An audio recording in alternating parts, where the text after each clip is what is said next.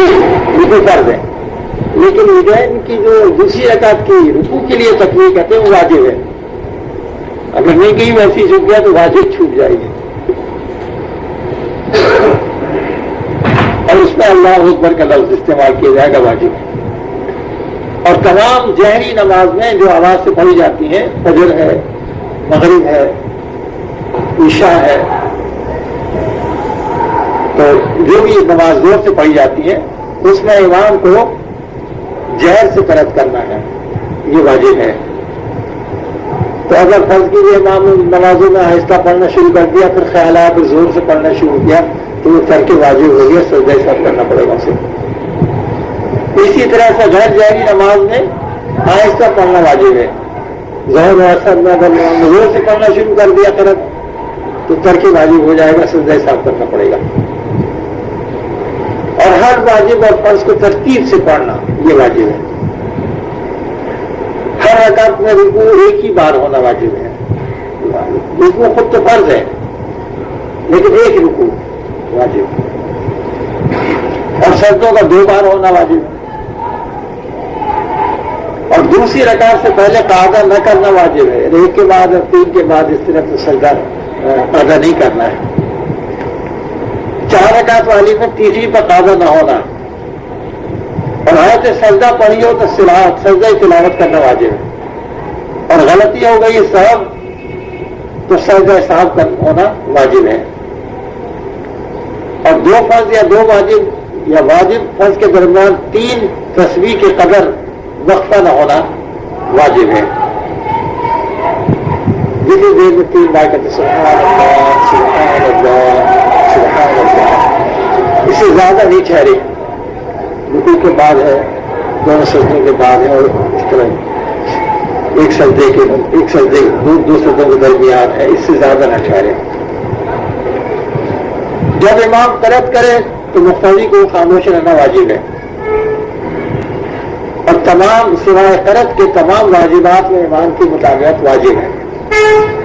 تکبیرات ساری ہم کہیں گے امام کے پیچھے، تحیات ہم پڑھیں گے امام کے پیچھے، دعائے قنوت ہم پڑھیں گے امام کے پیچھے، درود شریف ہم پڑھیں گے امام کے پیچھے، جب پڑھا جائے گا دعا ہم پڑھیں گے امام کے پیچھے.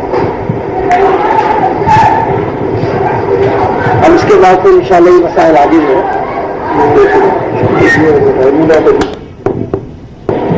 بسم اللہ الرحمن الرحیم. تو ہم لوگ دیکھ رہے تھے واجبات نماز. واجبات نماز ہماری شریعت میں سے یہ حصہ سوم اس کا ہے، تیسرا حصہ.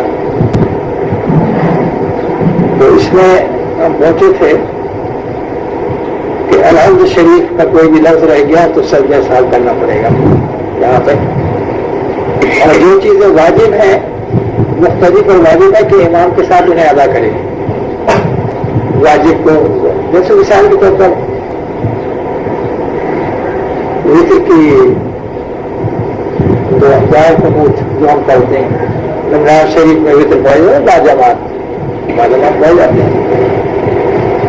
تو امام تیسری رکعت میں الحمد اور سورت پڑھ کر کے پھر تکبیر کہتا ہے قنوت کی. تو ہاتھ اٹھانا واجب ہے تو ہاتھ اٹھائے واجب ہے امام کے ساتھ. اس کے بعد وہ بھی تکبیر قنوت، اس کے بعد قنوت دعائے قنوت پڑھتا ہم بھی پڑھتے رہتے ہیں. کہ بعض ہم ایسا کرتے ہیں جلدی سے پڑھ کے فوراً تکبیر کہتے رکوع میں چلے جاتے ہیں.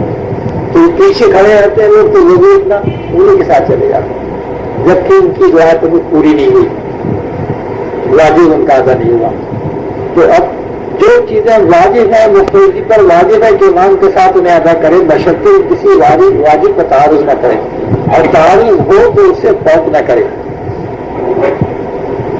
امام رکوع میں چلا گیا، رکوع میں امام ابھی جا کے تسبیحات کہے گا، اس لیے جلدی تو اٹھے گا نہیں. تو ابھی کوئی مشکل نہیں ہے، ہم اپنی وہ دعا کو پوری کر سکتے ہیں. اور پوری کرتے کرتے اس بات کا خطرہ ہے کہ اصل امام کہنے والا ہے تکبیر، فوراً تکبیر کہہ کے چلے جائیں. ورنہ اگر امام کے ساتھ چلے گا دعا کو چھوڑ کر اسی طرح سے پوری نہیں ہوئی تھی، واجب پورا نہیں ہوا، نماز دہرانا پڑے گی. بعض وقت ایسا ہوتا ہے یہ تراویح کے زمانے میں بہت بڑی جماعت ہے، امام نے تیسری رکعت میں تکبیر کہی ہر شخص کو پتا ہے کہ تیسری رکعت میں سورہ فاتحہ سورت کے بعد امام تکبیر کہے گا پھر دعا قنوت پڑھیں گے، لیکن امام صاحب تکبیر کہہ کے رکوع میں چلے گئے. اب پیچھے والوں کو پتہ ہی نہیں، آگے کچھ جھکے کچھ نہیں جھکے. بعد میں پتہ لگا جب انہوں نے کہا سمع اللہ لمن حمدہ، ارے پیچھے والوں کا یہ کیا ہوا؟ تو اب کیا ہوا کہ یہ جب سمع اللہ لمن حمدہ کہا تو یہ رکوع میں تو تھے، یہ اس میں تو دعا قنوت تو پڑھ رہے تھے، اور اس کے بعد اس میں اللہ اکبر کہا تو وہ چلا گیا سجدے میں. تو یہ بھی سجدے میں چلے گئے، دعا قنوت بھی چھوڑی سجدے میں چلے گئے تو آواز نہیں ہوئی. تو کرنا یہ چاہیے تھا جو مقتدی ہے پیچھے کہ جب وہ صلی اللہ علیہ حامدہ کی آواز سنی تھی تو اس جگہ فوراً وہ رکوع میں چلے جاتے اللہ اکبر کہہ کے، اور رکوع کر کے جلدی سے پھر کھڑے ہوتے ربنا لک الحمد کہتے، اور پھر اس کے بعد سجدے میں چلے جاتے تھے، امام کو سجدے میں پا لیتے. تو اس طرح سے ان کا امام کے ساتھ جو تعارض ہوا تھا کہ وہ واجب ادا کرنے کی وجہ سے لیٹ ہو رہے تھے، وہ اس سے بچ گئے. اور اب امام سجدے صاحب کرے گا تو نماز سنبھل جائے گی، تو اس میں وہی احتیاط. اور جو لوگ رمضان شریف میں جب وطر کی جماعت ہوتی ہے اگر ان کی دعا قنوت رہ جائے یا اس طرح کی بات ہو جائے کہ ان کی رکوع رہ گئی تھی اور امام کے ساتھ سجدے کر لیے تھے انہوں نے، تو ان کی نماز نہیں ہوئی، ان کو نماز دوبارہ پڑے گی. اچھا، اسی طرح سے بیچ کے ایک آدمی میں ہم بیٹھے ہوئے 4 رکعت کی نماز امام کے ساتھ، اب تحیات انہوں نے اتنی جلدی پڑھی امام صاحب نے اور اللہ اکبر کے کھڑے ہو گئے اور ابھی ہماری تو ہم پورا کر کے کھڑے ہو. اگر پورا کرتے کرتے انہوں نے دوسری تکبیر ڈال دی تیسری رکعت کی رکوع کی تو فوراً کھڑے ہو جائیے آدمی تکبیر کہہ کے رکوع میں چلے جائیے، پھر بچ گئے. سمجھ گیا نا یہ مسئلہ؟ اور ایک بات اور لوگ کرتے ہیں کہ امام کے ساتھ جب جماعت کی شریک ہے جبکہ وہ خادم ہے اور ویسے اس نے سلام پھیر دیا تو یہ بھی تکبیر کہہ کے کھڑے ہو گئے. ارے بھائی آپ نے قاعدہ پایا تھا قاعدہ خلاف تو اس میں آپ تیار کرنا آپ کو واجب ہے، جب تو آپ کو نماز ملے گی تو وہ واجب تو پورا کرو، پھر کھڑا ہونا کون بھاگا جا رہا ہے. لیکن جو امام فارغ ہونا جو کھڑے ہو جاتے اللہ اکبر کہہ کے، پہلے واجب تو پورا کرو پھر کھڑے ہو. مثلاً امام کے ساتھ کر کر کھڑا ہو گیا اور مقتدی کا کہ پورا نہیں پا تو مقتدی کو واجب ہے کہ پورا کر کے کھڑا ہو، مقتدی کو واجب ہے کہ پورا کر کے کھڑا ہو. اور سنت کے مطابق سنت و شرط کی تعارف نہ ہو. جیسے رکوع میں گئے ہیں سنت یہ ہے کہ تسبیحات 3 مرتبہ کہنا ہے، لیکن ابھی ایک بار بھی نہ کہتا ہے کہ ایک ہی بار کہی تھی کہ امام نے کہا صلی اللہ علیہ وسلم، تب چھوڑ دیجیے آپ تسبیحات کہنے کے لیے رکیے نہیں، کھڑے ہو جائیے. یہ ہے نا مشرط کے سنت میں مطابق سنت ہے، سنت میں مطابق سنت ہے امام کے مطابق، بشرط کے تعارف نہ ہو، اور تعارف ہو تو اس کو ترک کریں.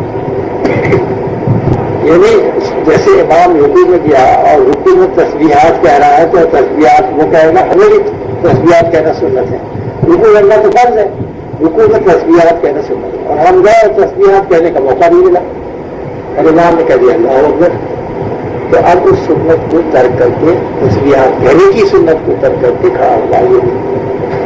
کلیئر ہو گیا؟ تو مثلاً امام نے رکوع یا سجدے میں 3 بار تسبیح نہ کہی تھی، اس نے تسبیح نہ کہی تھی مقتدی نے کہ امام نے سر اٹھا لیا تو یہ بھی اٹھا لیا. مسئلہ ایک سجدہ کسی رکعت کا بھول گیا تو جب یاد آئے کر لے اگرچہ سلام کے بعد، بشرطے کہ کوئی فعل منافی نہ صادر ہوا ہو اور سجدے سلام کرے. اچھا اب یہ بات کیا ہے؟ ایک سجدہ کسی وجہ سے اس کا رہ گیا بھول گیا تو نماز پڑھنا ہے اپنی، اور ایک سجدہ کر کے کھڑا ہوا تھا دوسری کے لیے یا تیسری کے لیے یا چوتھی کے لیے اور پھر اسے یاد نہیں آیا. اگر یاد آئے تو سجدہ کرے،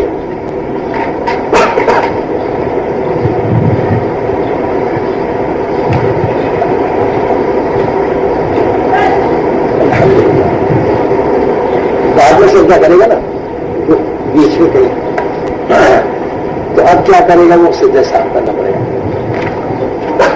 ایک سجدہ کسی رکعت میں کر لیا تو جب یاد آئے کر لے، اگرچہ سلام کے بعد. اب فرض یہ سلام پھیر دیا، یاد آیا کہ وہ ایک سجدہ تو ہم نے ایک فلاں رکعت میں دو پھیرا ایک ہی کیا تھا، اور ابھی اس نے کوئی بات نہیں کی، اپنی شکل حیات نہیں بدلی، رخ نہیں بدلا، کوئی اور حرکت نہیں کی، صرف سلام پھیر کے اسی طرح سیدھا بیٹھا ہوا تھا کہ یاد آ گیا. تو جب کوئی فعل منافی نماز نہیں کیا، نماز کے خلاف کوئی فعل نہیں کیا ہے ابھی، اور دیر بھی نہیں ہوئی ہے بقدر 3 تسبیح کہنے کی، تو فوراً ایک سجدہ کر لیا اللہ اکبر کہہ کے، اللہ اکبر کہہ کے سجدہ کر لے، پھر بیٹھ کے اتحیات پڑھے، اتحیات پڑھ کے سلام پھیرے، سلام پھیر کر 2 سجدے صاحب کے کرے، پھر اتحیات پڑھے، درود پڑھے، دعا پڑھے، اور بس نماز ہوگی پوری. سلام پھیرے. یہ بھی سمجھ میں آ گیا. اچھا باقی اس میں پھر دیکھیں گے انشاءاللہ. بسم اللہ الرحمن الرحیم. مسئلہ سجدہ صاحب کے بعد بھی اتحیات پڑھنا واجب ہے. اتحیات پڑھ کر سلام پھیرے، اور بہتر یہ ہے کہ دونوں قعدوں میں درود شریف بھی پڑھے. یہ بھی مسئلہ ہے. دونوں قعدوں سے مراد جو سجدہ صاحب کے لیے قاعدہ اخیرہ کی بات چل رہی ہے. قاعدہ اخیرہ میں 2 قاعدے یوں ہو گئے کہ اس کے ذمہ میں کوئی واجب رہ گیا تھا، یا واجب میں تاخیر ہوئی تھی، یا فرض میں تاخیر ہوئی تھی، تو اب سجدہ صاحب کر کے نماز سنبھالنا قاعدہ اخیرہ میں. تو قاعدہ اخیرہ میں ہم لوگوں کا جو عام قاعدہ ہے، جو مسائل بتائے گئے ہیں اور جس پر ہم لوگ عام طور پر عمل کرتے رہتے ہیں، کہ جب سجدہ صاحب کرنا ہوتا ہے تو امام بھی یا مقتدی غلطی کی اپنی نماز میں، تو قاعدہ اخیرہ کے اتحیات اور تشہد، تشہد ہے اشہد اللہ الہ الا اللہ، وہ بھی پورا پڑھ کے پھر ایک طرف سلام کہتے ہیں، اور پھر 2 سجدے کرتے ہیں، اور اس کے بعد پھر سے اتحیات پڑھ کے درود شریف میں دعا پڑھ کے سلام کہتے ہوئے یہ نماز پوری ہوئی. تو یہ بتا رہے ہیں کہ اتحیات پڑھ کر سلام پھیرے، اور بہتر یہ ہے کہ دونوں قعدوں میں درود شریف بھی پڑھ. 2 قعدے ہو گئے نا، سلام پھیرنے سے پہلے ہوئے تو سلام پھیرنے کے بعد. تو ایک طریقہ یہ بھی ہے کہ درود بھی پڑھے. مسئلہ سجدہ صاحب سے وہ پہلا قاعدہ باطل نہ ہوا، مگر پھر قاعدہ کرنا واجب ہے. سجدہ صاحب سے پہلا قاعدہ واجب نہ ہوا، مگر پھر قاعدہ کرنا واجب ہے. اور اگر نماز کا کوئی سجدہ باقی رہ گیا تھا، قاعدے کے بعد اس کو کیا یا سجدہ تلاوت کیا تو قاعدہ جاتا رہا، اور پھر قاعدہ فرض ہے کہ بغیر قاعدے نماز ختم کرنی تو نہ ہوئی، اور پہلی صورت تو ہو جائے گی مگر واجب الاعادہ ہے، تو واجب پھر بھی رہ گیا. لیکن جب سجدہ صاحب کر چکے تو اس کے بعد یہ نہیں کہ نماز یہی سے ختم ہو گئی، پھر سے قاعدہ کریں گے، نہ پھر سے اتحیات پڑھیں گے، درود پڑھیں گے، دعا پڑھیں گے. یہ اب اتنا حصہ واجب ہے یہ بتا رہے ہیں.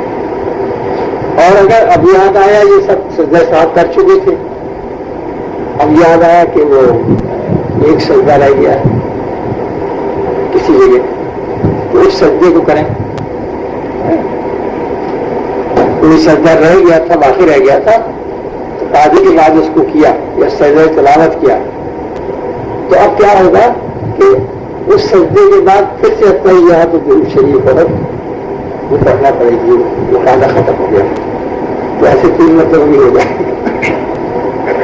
مسئلہ ایک نماز میں چند واجب ترک ہوئے تو وہی 2 سجدے سب کے لیے کافی ہیں. ایک ہی سجدے سے آپ سے وہ نماز سمجھ جائے گی.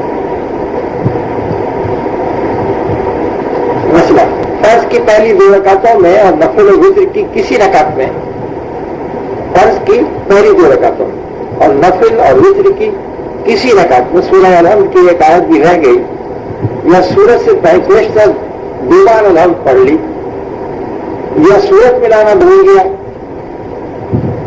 یا سورت پہلے پڑھ لی بعد کو سورہ فاتحہ پڑھی، تو اور پھر یاد آیا تو 3 اچھا جو آیت الگ ہے، اور اس کو پڑھ کر رکوع کیا، تو ان سب صورتوں میں سجدہ صاحب واجب ہے. اچھا کیا ہوا؟ واجب کون کون سے چھوٹے ہیں دیکھیے، غور سے دیکھیے. فرض کی پہلی 2 رکعتوں میں اور نفل و وتر کی کسی رکعت میں ایک چیز چھوٹی سورہ الحمد ہے، وہ واجب ہے نا. اچھا اچھا، یا صرف سورہ الحمد پڑھی تھی اور سورت میں لانا بھول گیا، تو یہ دوسرا بھی ایک سجدہ حساب سے یہ سمجھ جائے گی، تو دو سجدہ حساب ہوئے لیکن ایک ہی ہوگا آخر میں۔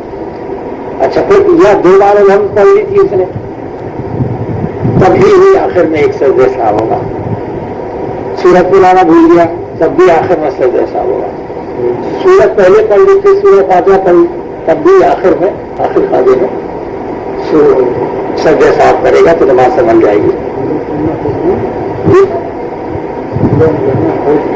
فرض ہے سورت پلانا تو پڑھ رہے چھوٹ گئی تو فرض چھوٹ گیا، لیکن اس میں وہ تفصیل انہوں نے یہ کی ہے کہ یہ جو سورہ فاتحہ اس نے پڑھی ہے تو اس زمین میں اس کا فرض ادا ہو گیا اور واجب اسے ادا کرنا باقی رہ گیا، تلاوت میں شریک کم سے کم سنوانا ذرا پڑھے تک پڑھوانا ہوگا، فرض بنوانا نہیں ہوگا۔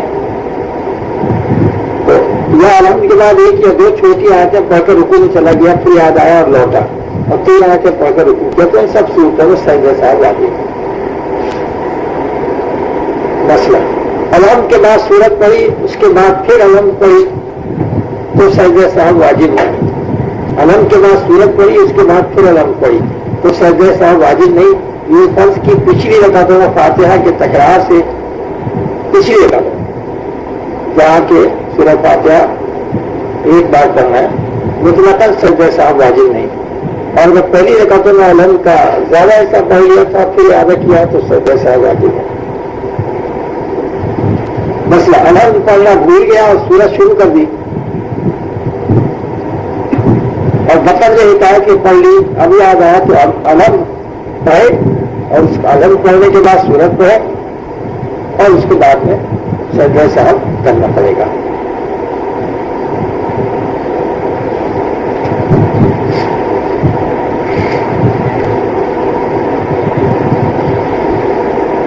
جو فعل نماز میں مقرر ہے ان میں ترتیب واجب ہے، لہذا خلاف ترتیب فعل واقع ہو تو پھر سجدہ صاحب کرنا پڑے گا۔ مثلاً قرآن سے پہلے رکوع کر دیا اور رکوع کے بعد قرأت نہ کی تو نماز تو فاسد ہو گئی، تو فرض ترک ہو گیا۔ یہ دیکھیے یہاں یہ اس طرح ہوتا ہے، رکوع کے بعد قرأت نہ کی، یہ جو قرأت نہیں کی تھی نا تو نماز فاسد ہو گئی۔ مثلاً قرأت سے پہلے رکوع کر دیا اور رکوع کے بعد قرأت نہ کی تو نماز فاسد ہو گئی، یہ فتویٰ ہے تو لگ سامنے یہ مسئلہ۔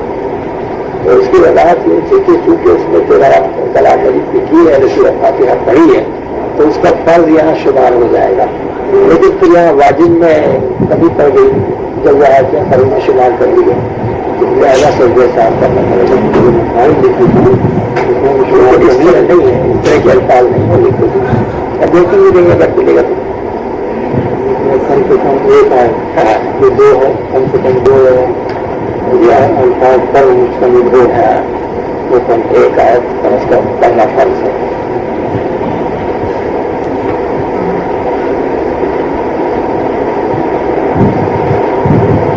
اچھا، اس کو پھر سن لیجیے اس مسئلے میں۔ مسئلہ جو فعل نماز میں مقرر ہے وہ ترتیب واجب ہے، لہذا خلاف ترتیب فعل واقع ہو تو سجدہ صاحب کرے۔ مثلا قرأت سے پہلے رکوع کر دیا تو رکوع تو اس وقت ہوگا جب ہم نے نیت کی اور نیت کے بعد نماز پہلی رکعت شروع ہوئی تو ثنا پڑھی اعوذ باللہ بسم اللہ، تو اس کے بعد سورہ فاتحہ پڑھی، اب اس کے بعد کوئی چلا گیا رکوع میں، تو رکوع کے بعد اب کیا کرنا اسے؟ قرأت سے پہلے رکوع کر دیا اور رکوع کے بعد قرأت نہ کی تو نماز فاسد ہو گئی، یعنی رکوع کے بعد تو اسے کھڑے ہو کر کے قرأت کرنا چاہیے اس مسئلے کی وجہ سے تاکہ اس کا فرض ادا ہو۔ اب چونکہ اس فرض کو دیر سے ادا کیا گیا اس لیے اب اس پر سجدہ صاحب واجب ہو گیا۔ اچھا، اب سوال یہ کہ قرأت اس نے کی تو وہ رکوع باقی رہا یا نہیں؟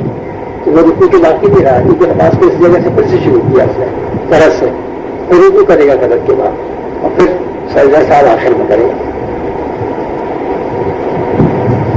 اور اگر رکوع کے بعد قرأت کی مگر پھر رکوع نہ کیا छोटा रुकू तो कर चुके थे, करना लहजा वो करत करके और सीधे सर्दी में चले गए तो नमाज फिर जाती रहेगी, फासिल हो जाएगी। यानी वो रुकू जो उसने कर लिया था करत से पहले, जब वो करत के साथ लौट आया तो अब वो उसी जगह से शुरू करेगा जब कयाम के बाद करत हो रही है।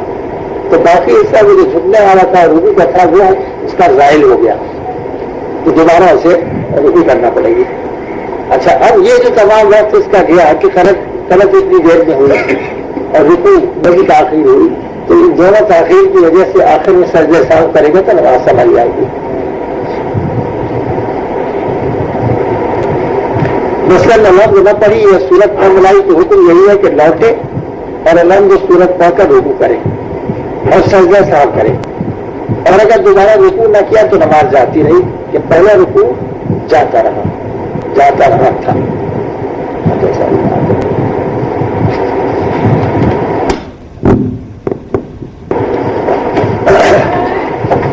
बिस्मिल्लाहिर्रहमानिर्रहीम। अच्छा, ये बाहर शरीयत में से हम लोग मसाइल देख रहे थे। तो एक मसला ये है, किसी रकात का कोई सजदा रह गया, आखिर में याद आया तो सजदा कर ले, फिर अत्तहियात पढ़कर सजदा साफ करे और सजदे के पहले जो अफ़आल नमाज अदा किए वो बातिल न होंगे। हाँ, मगर कायदे के बाद वो नमाज वाला सजदा किया तो सिर्फ वो कायदा जाता रहा, कायदा पूरा कर चुके थे, फिर याद आया तो फिर सजदा किया कि एक सजदा रह गया, तब कायदा फिर से करना पड़ेगा। सजदा करके फिर सजदा साफ करेंगे, सजदा करेंगे पहले, फिर अत्तहियात पढ़ेंगे, फिर सजदे साफ, सलाम फेर के दो सजदे करके, फिर अत्तहियात दरूद शरीफ हो दुआ पूरी। मसला ताजीर अरकान भूल गया तो सजदा साफ वाजिब है। अच्छा, अब ताजीर अरकान जो है वो वाजिब, जितने वाजिब है, जैसे रुकू में गए और रुकू से कौमे में खड़े हुए समी अल्लाहु लिमन हमिदा कहते, तो कोई खड़ा ना हुआ, सजदे में चला गया तो कौमा उसका गया ना, कौमा गया है वो है वाजिब। और यह फर्ज कीजिए कि वो पूरा खड़ा न हुआ था, इसी तरह से दो सजदों के दरमियान में जो बैठना चाहिए था उसे वो भूल गया बैठना, एक किया दूसरा वहीं मार दिया सजदा, हाथ उठा के, हाँ ऐसे तो सजदे साफ वाजिब नमाज नहीं होगी। अगर हाथ रखे जमीन पर हाथ रखे, चाहे वो औरतें हो चाहे मर्द, जमीन पे हाथ है, एक सजदा किया और वही हाथ टिका हुआ है, जमीन पे सर उठाया ऊपर तक और हाथ वही टिका हुआ है और दूसरा कर लिया, तो ये दो सजदे शुमार नहीं होंगे बल्कि एक ही सजदा शुमार होगा, नमाज नहीं होगी। मसला, फर्ज में ताज़ा उगला भूल गया तो जब तक सीधा खड़ा ना हो, जब तक सीधा खड़ा ना हुआ लौट आए और सजदा साहब नहीं। ताज़ा उगला भूल गया जब तक सीधा खड़ा ना हुआ, अरे वो झुके हुए थे और उसी वक्त याद आ गया वहीं तो वहीं बैठ गया, तो ताखीर नहीं हुई, ताज़ा बीच का कर लिया फिर खड़े हुए, अब सजदा साहब की भी जरूरत नहीं पड़ेगी। और अगर सीधा खड़ा हो गया तो ना लौटे और आखिर में सजदा साहब करना पड़ेगा, और अगर सीधा खड़ा होकर लौटा तो सजदा साहब करे और सही मजहब में नमाज हो जाएगी, मतलब गुनहगार हुआ। लिहाजा हुक्म है कि अगर लौटे तो फौरन खड़ा हो जाए, फिर से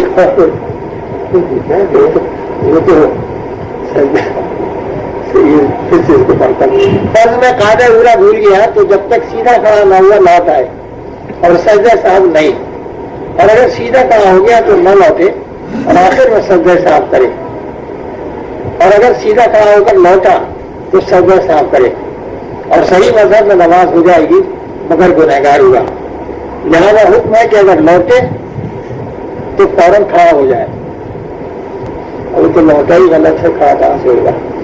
अच्छा, तो जैसे 4 रकात की नियत थी फर्ज की, 4 रकात, 2 रकात के बाद بیٹھنا تھا قاضی میں تحیات پڑھنا تھی تشہد پڑھنا تھا بھول کر کے تیسری رکعت کے لیے کھڑے ہو گئے کھڑے ہونے لگے یاد آیا ابھی اٹھے نہیں تھے پورے آدھے اٹھے تھے اور آدھے اٹھے تھے مطلب یہ کہ یہ جو پیر مڑے ہوئے رہتے ہیں نا یہ سیدھے ہو گئے سیدھے نہیں ہونے پائے تو وہ آدھا اٹھنا کہلایا سیدھے ہو گئے یہ مڑے ہوئے پیر ہمارے اٹھتے ہوئے تو وہ پورے کھڑے ہونے میں شمار ہو جائے گا تو جب تک کا پورے کھڑے نہیں ہوئے تھے اس وقت تک تو لوٹ یاد آ گیا تو لوٹ جائے اور پھر اس کے بعد نماز پوری کرے گا اپنے قاضے کے بعد اس میں سجدے سال کی ضرورت ہے اور اگر کھڑے ہو گئے تیسری رکعت کے لیے بغیر قاضا کیے ہوئے 2 رکعت کے بعد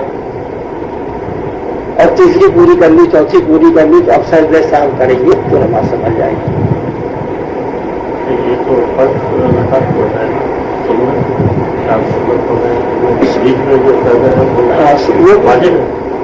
وہ بھی واجب ہے جس کا فائدہ وہ بھی واجب ہے. مسئلہ اگر مقتدی بھول کر کھڑا ہو گیا تو ضروری ہے کہ لوٹ آئے تاکہ امام کی مخالفت نہ ہو. امام کے پیچھے تھے اور آواز کچھ ایسی محسوس ہوئی ہے کچھ ہے وہ کھڑے ہو گئے یہ بھی کھڑا ہو گیا وہ پھر کھڑا ہو گیا تو یہ واپس آ جائے گا کیونکہ امام تو قاضے میں بیٹھا ہوا 2 رکعت کے بعد تو یہ بھی بیٹھ جائے گا. اب اس کے اوپر کوئی سجدہ صاحب وغیرہ بھی واجب نہیں ہے کیونکہ امام کے پیچھے ہے اس لیے.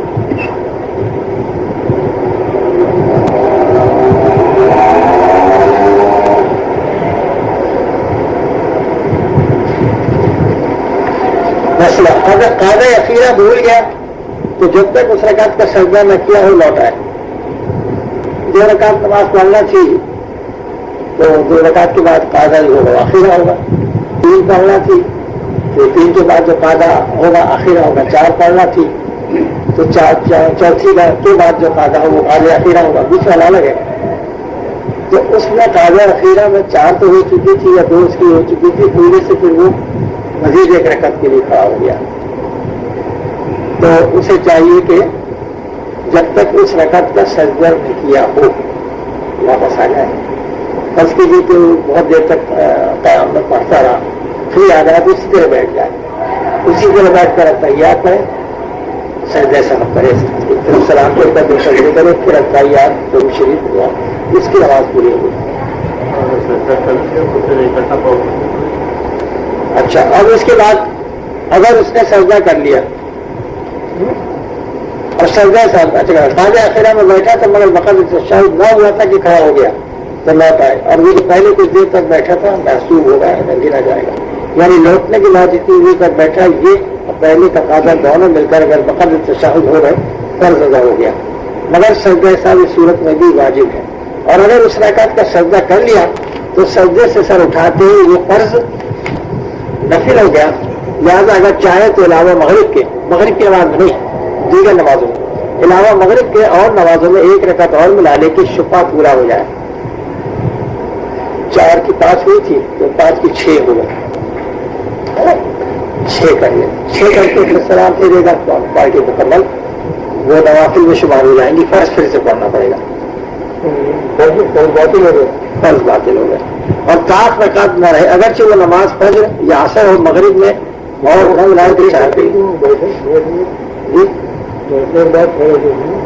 بس وہ نفل ہو گیا نا کہہ دیا جب سجدہ کر لیا 5ویں کا جب سجدہ کر لیا یا تیسری کا سجدہ کر لیا مطلب چوتھی میں بیٹھے نہیں تھے ہاں تو وہ جو فرض پڑھ رہا تھا وہ نفل میں تبدیل ہو گیا. اور چونکہ 3 نفل نہیں ہوتی ہیں تو لہٰذا ایک اور پڑے گا اور اسی طرح سے 5 نفل نہیں ہوتی ہیں اس لیے 6ویں بھی پڑے گا.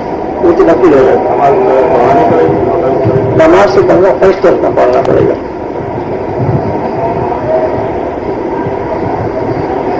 مغرب میں یہ ہے کہ جب چوتھی کے لیے کھڑا ہو گیا تھا تو 4 ہو گئی نا پوری چوتھی کا سجدہ کر لیا تو 4 ہو گئی. پھر یاد آیا کہ وہ اب تو مغرب کا ہے کہ ہم نے چوتھی رکعت کا سجدہ کر لیا ہے چوتھی کے لیے کھڑے ہو گئے یہ غلط کی پھر یاد نہیں آیا رکوع بھی کر لیا پھر بھی نہیں یاد آیا.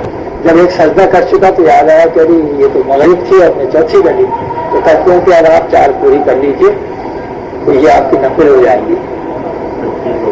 اب 3 فرض پڑھیں گے آپ. نفل کا ہر قاضا قاعدہ اخیرہ یعنی فرض ہے. اگر قاضا نہ کیا بھول کر کھڑا ہو جائے تو جب تک اس رکعت کا سجدہ نہ کر لے لوٹ آئے اور سجدہ صاحب کرے. اور واجب نماز مثلاً وطر فرض کے حکم میں ہے، لہذا وطر کا قاعدہ اولا بھول جائے تو وہی حکم ہے جو فرض کے قاعدہ اولا بھول جانے کا ہے، یہ سجدہ سہو کرنا پڑے گا۔ وطر 2 رکعت کے بعد بیٹھنا تھا، نہیں بیٹھا، تیسری کے لیے ویسے کھڑے ہو گئے، جب 3 رکعت کے بعد جب بیٹھیں گے قاعدے میں تب تحیات کے بعد ایک طرف سلام پھیر کے 2 سجدے کریں گے، پھر اب تحیات 2 سجدے ساتھ کے ہو گئے، پھر اب تحیات درود شریف کو یہ پڑھیں گے۔ اچھا سر یہ ہو گیا، سجدہ رہ گیا، یہ سجدہ رہ گیا، اس کا مطلب بتا دیجیے۔ ایک سجدہ جو رہ گیا 2 کرتے ہیں نا، ایک کر لیا، ایک کیا، کھڑے ہو گئے، وہ سجدہ کب کیا جائے گا؟ وہ سجدہ یہاں جو مسئلہ آیا تھا وہ اس کا آیا تھا کہ قاعدے میں تھے اور یاد آیا ہے نا کہ ایک سجدہ رہ گیا ہے، تو وہ اس ایک سجدے کو کر کے چاہے وہ تحیات پڑھ چکا ہو، جو کچھ بھی پڑھ رہا ہے اس جگہ سے وہ چھوڑ دے گا اور سجدہ کرے گا، سجدہ کر کے پھر تحیات پڑھے گا، پھر تحیات کر کے سجدہ ساتھ کرے گا۔ تو وہ فرض جو چھوٹا تھا وہ ترک سے ہو گیا تاخیر تبدیل ہو گیا۔ اچھا فرض کیجیے کہ یہ سجدہ اس کو ایک سجدہ چھوٹا تھا اور کسی رکعت میں اسے یاد آیا، کسی رکعت میں، اس سے پہلے یہ مسئلہ آیا تھا تو کسی رکعت میں یاد آیا تو اب وہ اس سجدے کو کرے، سجدے کو کرے، وہاں تو یہی تھا نا، کیوں سر جب یاد آیا تو سجدہ کرے، ایک سجدہ کیا۔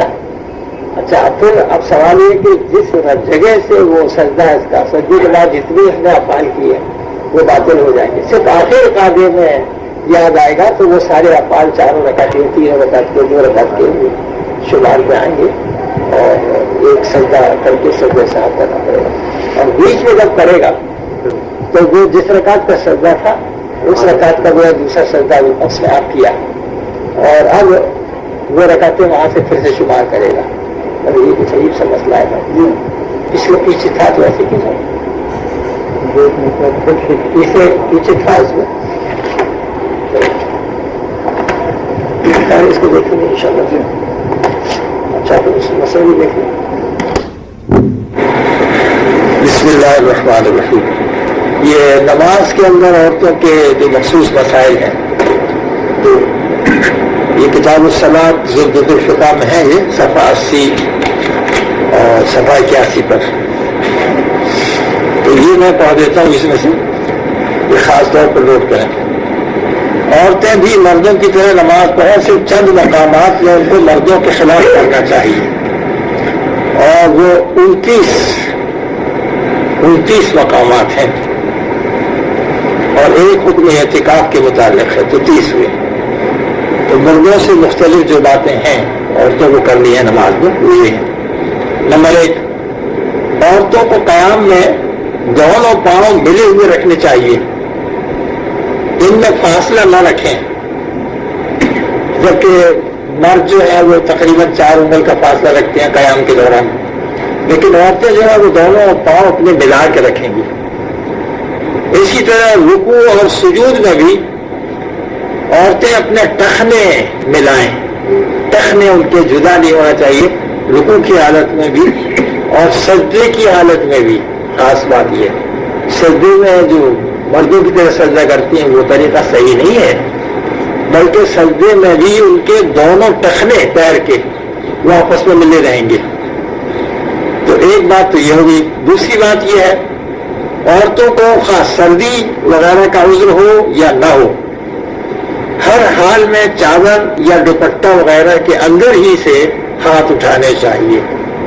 اس طرح وہ دوپٹے کو ہوتی ہیں کہ ان کے ہاتھ دوپٹے کے اندر ہوتے ہیں، اور پھر وہ تکبیر تحریمہ کہتی ہیں اپنے ہاتھوں کو دوپٹے کے اندر رکھتے ہوئے، باہر نہیں نکالنے چاہیے۔ تو یہ ہو گیا۔ نمبر 3، صرف اپنے کانوں کے برابر ہاتھ اٹھانے چاہیے عورتوں کو۔ مرد جو ہے کان کے لو تک اٹھاتے ہیں، اور عورتیں جو اپنے ہاتھ اٹھائیں گی تو کاندھے کے برابر۔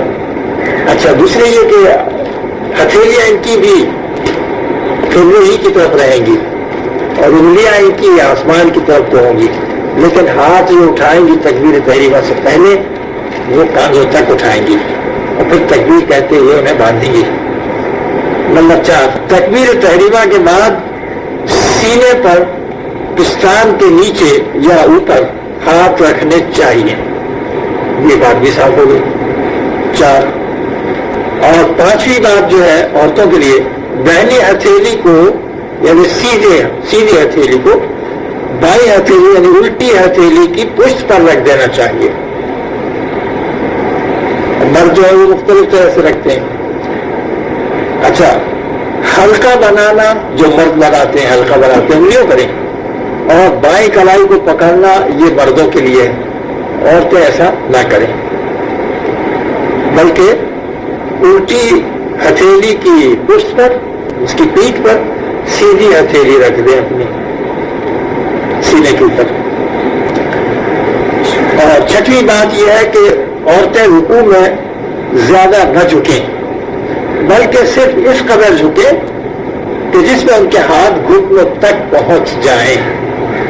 اس کو زور نہیں دینا، پکڑنا نہیں ہے گھٹنے کو، وہاں پر رکھ دینا ہے ہاتھوں کو۔ تو زیادہ نہیں جھکیں گی تو ہاتھ بالکل نیچے تک نہیں جائیں گے، گھٹنے تک نہیں جائیں گے، ذرا اوپر ہی رہیں گے، رانوں کے اوپر اور گھٹنے کے سرے تک انگلیاں پہنچ جائیں گی، تو کم جھکیں گی تو عورتیں۔ نمبر 7 یہ کہ عورتوں کو رکوع میں دونوں ہاتھوں کی انگلیاں گھٹنوں پر بغیر کشادہ کیے ہوئے بلکہ ملا کر رکھنی چاہیے۔ تو یہ گھٹنوں پر ہاتھ جو ہے گھٹنوں پر رہیں گے، بتا رہے ہیں کہ ران پہ نہیں رہیں گے۔ تو اب زیادہ کم جھکنا ہے، پھر ہاتھوں کو صرف رکھنا ہے، مطلب اور نیچے تک نہیں جائیں گے ہاتھ پکڑنے کے لیے، اور انگلیاں ملی ہوئی رہیں گی رکوع کی حالت میں عورتوں کی۔ تو رکوع میں 7ویں بات جو تھی وہ یہ ہے کہ رکوع میں دونوں ہاتھوں کی انگلیاں گھٹنوں پر بغیر کشادہ کیے ہوئے بلکہ ملا کر رکھنی چاہیے رکوع میں عورتوں کو۔ اور 8ویں بات، رکوع میں اپنے ہاتھوں پر سہارا نہ دیں، اور مرد جو ہیں اس کے برعکس سہارا دیتے ہیں، لیکن عورتوں کو سہارا نہیں دینا ہے۔ تو وہ اس طرح سے رہیں گی کہ اس پر زور نہیں پڑے گا۔ نئی بات یہ ہے کہ رکوع میں ہاتھ گھٹنوں پر رکھ لے، اسے پکڑے نہیں، وہی بات یہاں آ گئی، عورتیں جو ہے وہ گھٹنوں کو پکڑے گی۔ 10ویں بات یہ ہے کہ رکوع میں اپنے گھٹنوں کو جھکائے رکھے، تھوڑا سا جھک جاتے ہیں کمانی کی طرح سے، لیکن مرد عورتوں کے لیے یہ ہے، اور مردوں کے جناب پیر سیدھے رہتے ہیں، بالکل جھکنا نہیں چاہیے، اور عورتیں جو ہے ان کے گھٹنے تھوڑے سے جھکے ہوئے ہوں گے رکوع کی حالت میں۔ اور 11ویں بات یہ ہے عورتوں کے لیے کہ رکوع میں اپنی کونیاں اپنے پہلوؤں سے ملی رکھنی چاہیے، یعنی سمٹی ہوئی، اپنے پہلوؤں سے ان کی کونیاں عورتوں کی سمٹی ہوئی ہوں گی رکوع کی حالت میں۔ اور 12ویں بات یہ ہے کہ سجدے میں کونیاں زمین پر بچھی ہوئی رکھنی چاہیے۔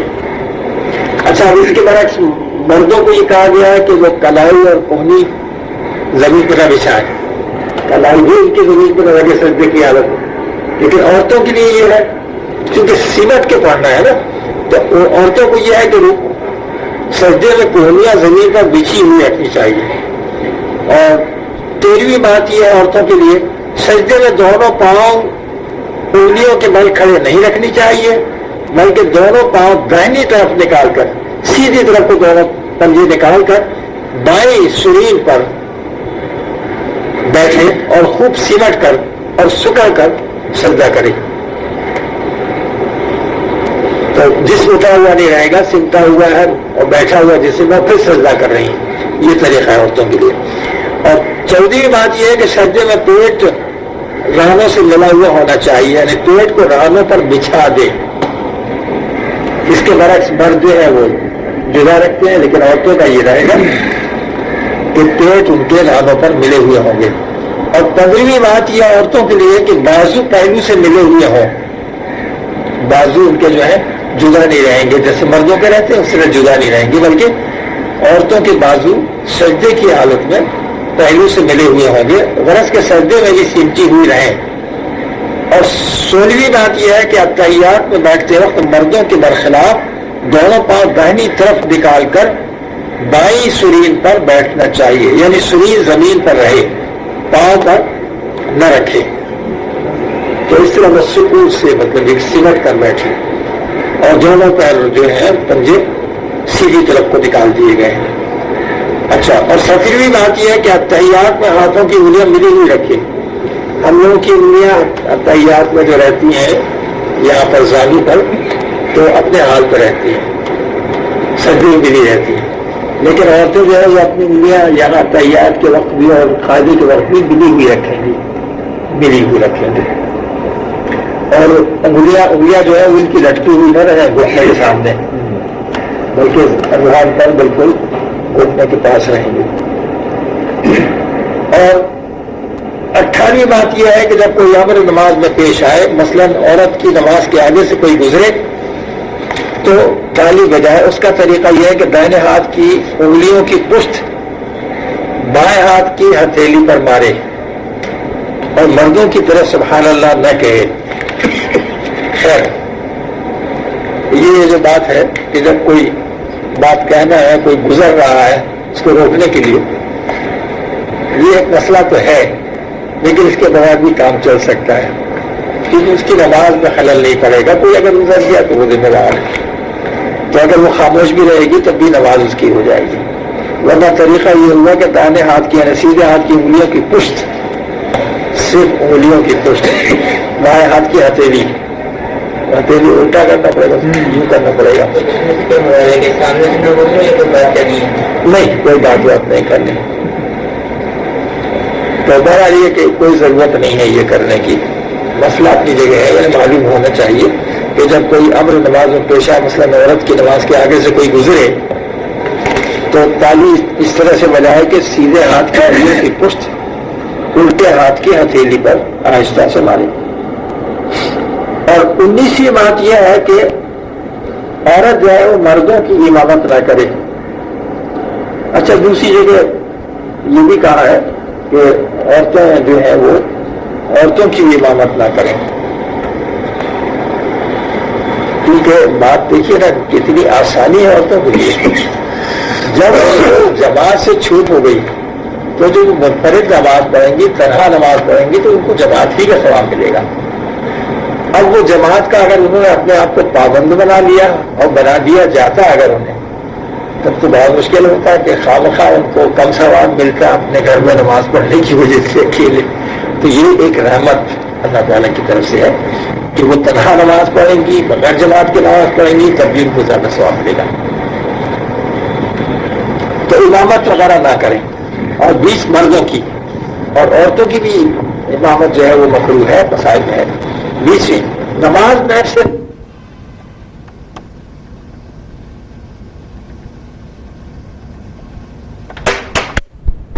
جماعت کرنے کا طریقہ یہ ہے کہ جو عورت نماز پڑھائے گی وہ پہلی صف میں بیچ میں کھڑی رہے گی، صف کے اندر آگے بڑھ کے نہیں کھڑی ہوگی.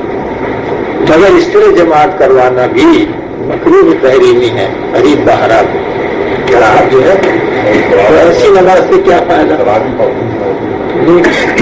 کوئی ضرورت نہیں ہے. وہ اپنی منفرد پڑھ لیں گی تو ہو جائے گی، ان کو تو آسانی ہے.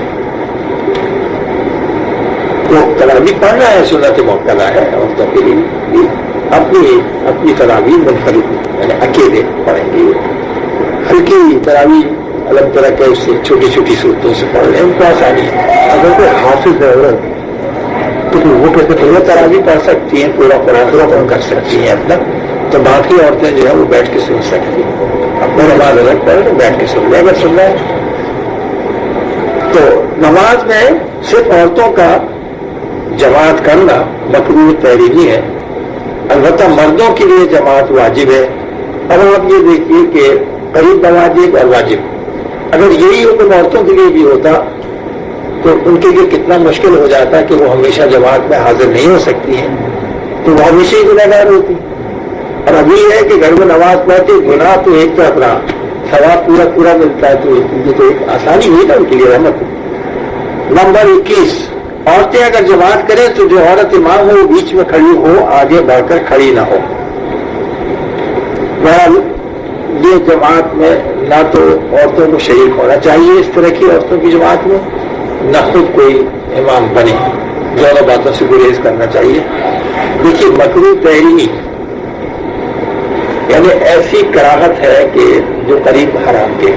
مطلب یہ کہ ایسی زبردست قلب پر سیاہی چھاتی ہے، ایسی ظلمتیں آتی ہیں کہ جن کو اگر صاف نہ کیا گیا تو جہنم میں جائیں گی. تعلیمی سے بھی اتنی غلیظ قسم کی باتیں ہیں ظلمتیں، اور حرام فعل کے ارتکاب سے اور بھی زیادہ گاڑی ظلمتیں آتی ہیں کہ اگر اسے توبہ نہ کی گئی تو بھی جہنم میں جائے گا. تو اس لیے اس سے بہتر یہ ہے کہ جب ایسی نماز کے جس میں وہ نور نہ ہو تو بہتر یہ کہ تنہا پڑھ لیں. عورتوں کا جماعت میں حاضر ہونا مکروہ ہے. پہلے عورتیں نماز میں حاضر ہوتی تھی. نبی کریم صلی اللہ علیہ وسلم کے تشریف لے جانے کے بعد عورتوں کو تنگ کرنے کا سلسلہ شروع کیا مردوں نے.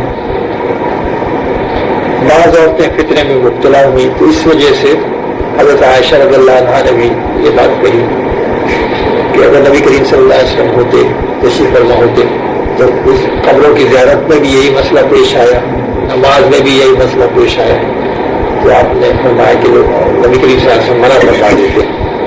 تو اس طرح صحابہ نے پھر اس حکم کو جاری کیا، اور صحابہ کا حکم جاری کرنا وہی اس کی وہی اہمیت اور حیثیت ہے جو نبی کریم صلی اللہ علیہ وسلم.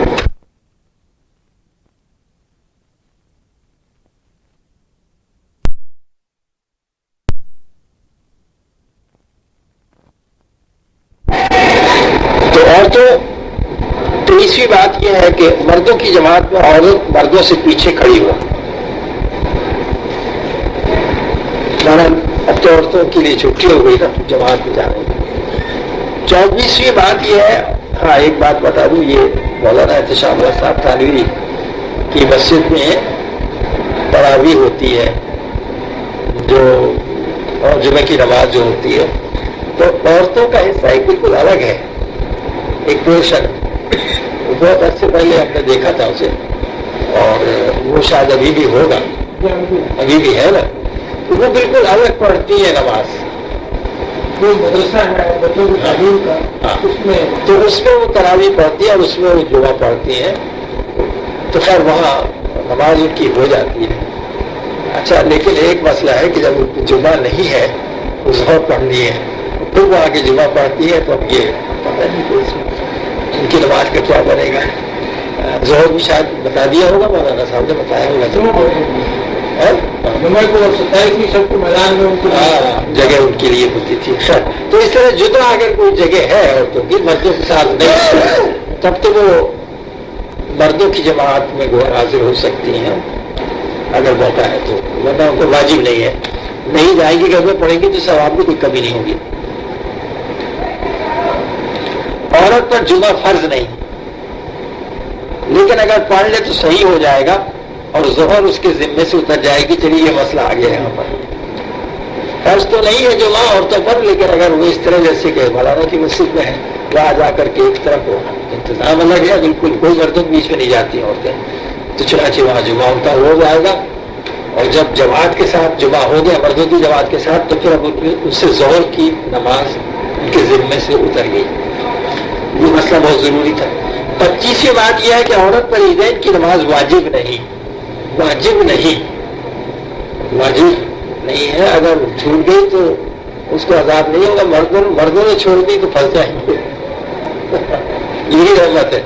اب جو عورتیں عید کی نماز پڑھتی ہیں تو پڑھیں گے، وہ ثواب تو ملے گا مستحب پر. 26ویں بات یہ ہے کہ عورت پر ایام تشریق میں فرض نمازوں کے بعد تکبیر واجب نہیں، بھول جاتی ہے، اکیلی ہے. وہاں مسجد میں تو امام صاحب بھولے تو پیچھے کوئی نہ کوئی ٹوک دیتا ہے، اتنے بہت سے آدمی، تو وہاں تو واجب ہے ہم لوگوں پر مردوں پر. اگر ان پہ بھی واجب کر دیں اور اکیلی پڑھ لی اور بھول گئی تو پھر ترک واجب کا گناہ ہوگا، تو اس لیے ان پر واجب نہیں. 26ویں بات یہ کہ عورت پر ایام تشریق میں، اچھا یہ ہو گیا فرض نمازوں کے بعد تکبیر واجب نہیں. اور 27ویں یہ کہ عورت کو مستحب نہیں کہ نماز فجر مردوں کی طرح خوب اجالا ہونے کے بعد پڑھے، بلکہ جلدی اندھیرے میں پڑھنا مستحب ہے. عورت جو ہے فجر کی نماز جلد اندھیرے میں پڑھ لے تو مستحب ہے. مردوں کے لیے یہ ہے کہ جب تھوڑا اجالا آ جائے اور وقت ختم ہونے سے تھوڑی دیر پہلے نماز فجر پڑھے فرض تو مستحب ہے، لیکن عورتیں جلدی پڑھ لیں تو مستحب ہے. لیکن اگر نیند ہی بعد میں کھلی ہے تو طلوع آفتاب سے پہلے پڑھیں وہ کہ نماز بالکل درست ہے۔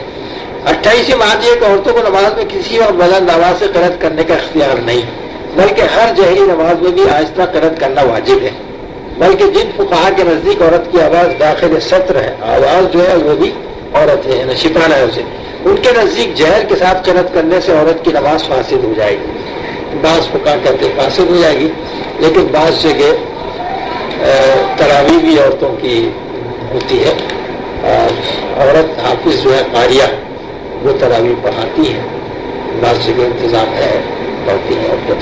بہرحال نماز ان کی چونکہ وہ کمروں میں ہوتی ہے، باہر نہیں ہوتی ہے، تو اور عورتیں ہی عورتیں رہتی ہیں تو وہ بات الگ ہے کہ وہ ان کی نماز ہو جائے گی۔ اور اگر قرأت اتنی جہر کے ساتھ ہوگی اور لوگ سنیں تب تو پھر فاسد ہوگی۔ اور 29ویں بات یہ کہ عورت اذان نہ دے، اذان نہیں دینا ہے عورتوں کو، اپنی نماز جو ہے قامت کر کے فرض نماز شروع کر لیں۔ 30ویں بات یہ ہے کہ عورت مسجد میں اعتکاف نہ کرے، اعتکاف کرنا ہے تو مسجد میں نہیں بلکہ گھر میں ایک جگہ مقرر کر لے گی، اور کوئی بھی ایک جگہ جہاں عام طور پر نماز پڑھتی ہے اس جگہ بیٹھ کر اعتکاف ہوگا، اور پیشاب پکانے کے لیے جائیں گی، لیکن کھانا پینا سونا صرف اسی جگہ ہوگا۔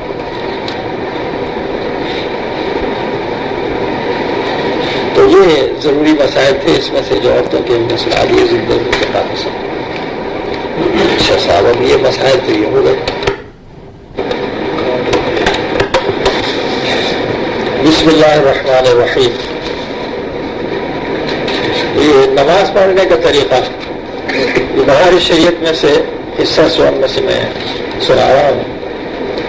نماز پڑھنے کا طریقہ یہ ہے کہ باوضو قبلہ روح دونوں پاؤں کے پنجوں میں 4 انگل کا فاصلہ کر کے کھڑا ہو، اور دونوں ہاتھ کان تک لے جائے کہ انگوٹھے کان کی لو سے چھو جائیں۔ تو احادیث میں ہے، جیسے سنن نسائی میں ہے کہ دونوں ہاتھ کانوں کی لو کے محاذ تک اٹھائیں، اور اس میں سنن نسائی جلد 1 میں بھی ہے کندھوں تک ہاتھ اٹھائے، یہ الفاظ بھی ہیں۔ تو اس طرح سے وہ کانوں کی لو سے چھو جائیں یا نہ چھو جائیں، تو اس میں چھو جائیں لکھا ہے، لیکن حدیث شریف میں یہ ہے کہ دونوں ہاتھ کانوں کی لو کے محاذ تک اٹھائے، یہ سنن نسائی۔ اور انگلیاں، ہاتھ کی جو انگلیاں ہیں نہ ملی ہوئی رکھے نہ کچھ جوڑے، بلکہ اپنی اصلی حالت پر ہوں، اور ہتھیلیاں قبلے کی طرف کو ہوں۔ تو یہ طریقہ تو ہوا مردوں کا۔ اور پھر نیت کر کے اللہ اکبر کہتا ہوا ہاتھ نیچے لائے، اور ناف کے نیچے ہاتھ باندھ لے، دونوں ہاتھ باندھ لے، اس طرح کے سیدھے ہاتھ کی ہتھیلی کی گدی الٹے ہاتھ کی کلائی کے سرے پر ہو، اور بیچ کی تین انگلیاں کلائی بائیں یعنی الٹی کلائی کی پشت پر، اور انگوٹھا اور چنگلیاں کلائی کے اگل بغل، اور اس کے بعد پھر ثنا پڑے، سبحانک اللہم وبحمدک وتبارک اسمک وتعالی جدک ولا الہ غیرک۔ تو یہ ہاتھ اٹھانا یعنی نیت کرنے کا جو طریقہ ہے یہ تو مردوں کے لیے ہوا، اور عورتیں جو ہیں وہ اپنے ہاتھ اٹھائیں گی، دونوں ہاتھ، اور انگلیاں ان کی ملی ہوئی ہوں گی، قبلے کی طرف کو ہتھیلی ہوگی، اور انگلیوں کے سرے آسمانوں کی طرف کو ہوں گے، مردوں کے بھی عورتوں کے بھی، لیکن وہ ہاتھ کاندھوں تک اٹھائیں گے، ذرا نیچے رہتے ہیں ان کے ہاتھ، اوپر جتنے مرد اٹھاتے ہیں اپنے نہیں اٹھاتے، کچھ نیچے رہتے ہیں، اور ہے نا کندھوں کے برابر، کندھوں کے برابر ہاتھ اٹھانے چاہیے، یعنی برابر کا لفظ استعمال کیا ہے۔ اور دوسری بات یہ ہے کہ عورتیں جب نیت کرنے کے لیے ہاتھ اٹھائیں گی تو سردی ہو یا کوئی ضرورت، چادر یا دوپٹہ وغیرہ کے اندر ہی اسے ہاتھ اٹھانے چاہیے، باہر نہ نکالیں ہاتھ کو. اور جو کھڑی ہوں گی عورتیں نماز پڑھنے کے لیے تو دونوں پاؤں ان کے ملے ہوئے رہیں گے، یعنی ان میں فاصلہ نہیں ہوگا دونوں پاؤں. جیسے ہم 4 انگل کی تقریباً 4 انگل کے فاصلے پہ رکھتے ہیں، تو اسی طرح رکوع سجود میں بھی عورتیں اپنے ٹخنے ملا کے رکھیں گی.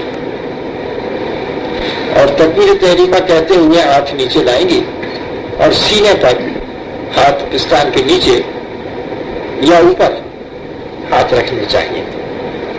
اور عورتیں اپنی داہنی ہتھیلی کو بائیں ہتھیلی کی پشت پر رکھ دیں گی، یعنی سیدھی ہتھیلی کو الٹی ہتھیلی کی پشت پر رکھ دیں گی.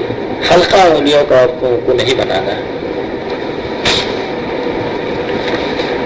تو سرا پڑھنے کے بعد پھر جب ہم تنہا نماز پڑھ رہے ہیں تو اعوذ باللہ من الشیطان الرجیم اور پھر بسم اللہ الرحمن الرحیم یہ کہیں گے. پھر سورہ فاتحہ پڑھیں گے اور ختم پر آمین بھی آہستہ کہیں گے. اس کے بعد کوئی سورت یا 3 آیتیں پڑھیں یا ایک آیت کہ جو 3 آیت کے برابر ہو.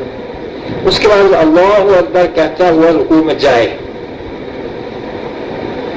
اور گھٹنوں کو ہاتھ سے پکڑے، اس طرح کے ہتھیلیاں گھٹنے پر ہوں اور انگلیاں خوب پھیلی ہو.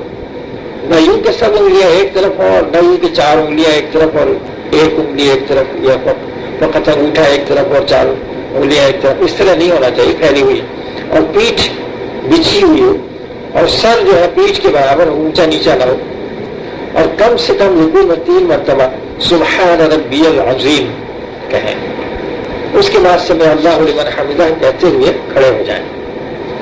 اور منفرد ہے تنہا نماز پڑھ رہے ہیں تو سمع اللہ لمن حمدہ کے بعد ربنا لک الحمد کہتے ہیں. اس سے سنت ادا ہو جاتی ہے. اللہم ربنا ولک الحمد بھی ہے اور اللہم ربنا ولک الحمد حمدا کثیرا طیبا مبارکا فیہ کما یحب ربنا ویرضا یہ بھی ہے.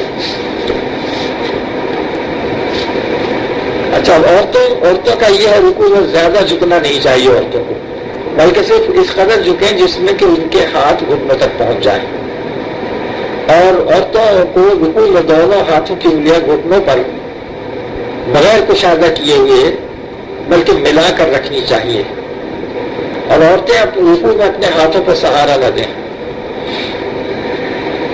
عورتیں رکوع میں ہاتھ گھٹنوں پر رکھ لیں اور گھٹنوں کو پکڑے نہیں. اور عورتیں رکوع میں اپنے گھٹنوں کو تھوڑا جھکائے رکھیں. اور عورتیں رکوع میں اپنی کوہنیاں اپنے پہلوؤں سے ملی ہوئی رکھیں سمٹی ہوئی رہیں. تو یہ رکوع عورتوں کا ہو گیا. اس کے بعد رکوع کے بعد جو قوما ہے، جب سمع اللہ خود نماز پڑھ رہے ہیں تو سمع اللہ لمن حمدہ بھی کہیں گے، اللہم ربنا لک الحمد کہیں گے اور سیدھے کھڑے ہو جائیں گے. یہ نہ ہو کہ کچھ جھکے ہوئے ہیں، کچھ تھوڑا سا بس اشارہ سا کیا کھڑے ہونے کا اور ابھی سیدھے کھڑے نہیں ہوئے اور پھر رکوع سے سجدے میں چلے گئے. تو ایسا نہیں کرنا چاہیے، کیونکہ پھر وہ توبہ جو ہے وہ ادا نہیں ہوگا، وہ واجب ہے، واجب چھوٹ جائے گا اس طرح. اس کے بعد تکبیر کہتے ہوئے اللہ اکبر کہتے ہوئے سجدے میں جائیں گے. تو سجدے میں مرد جو ہے اس طرح جائیں گے کہ پہلے گھٹنے زمین پر رکھیں گے، پھر دونوں ہاتھ زمین پر آئیں گے، پھر دونوں ہاتھوں کے بیچ میں سر رکھیں گے اور سر اس طرح رکھیں گے کہ ایسا نہ ہو کہ صرف پیشانی چھو جائے بلکہ ناک کی نوک بھی لگ جائے، بلکہ پیشانی اور ناک کی ہڈی جمانا ہے. تو پیشانی اور ناک کی ہڈی جماتے ہوئے اس طرح ہوتا ہے کہ پہلے ناک جمتی ہے، اس کے بعد پیشانی جم جاتی ہے، اور جب اٹھانے لگتے ہیں تو پیشانی اٹھتی ہے پھر ناک اٹھتی ہے.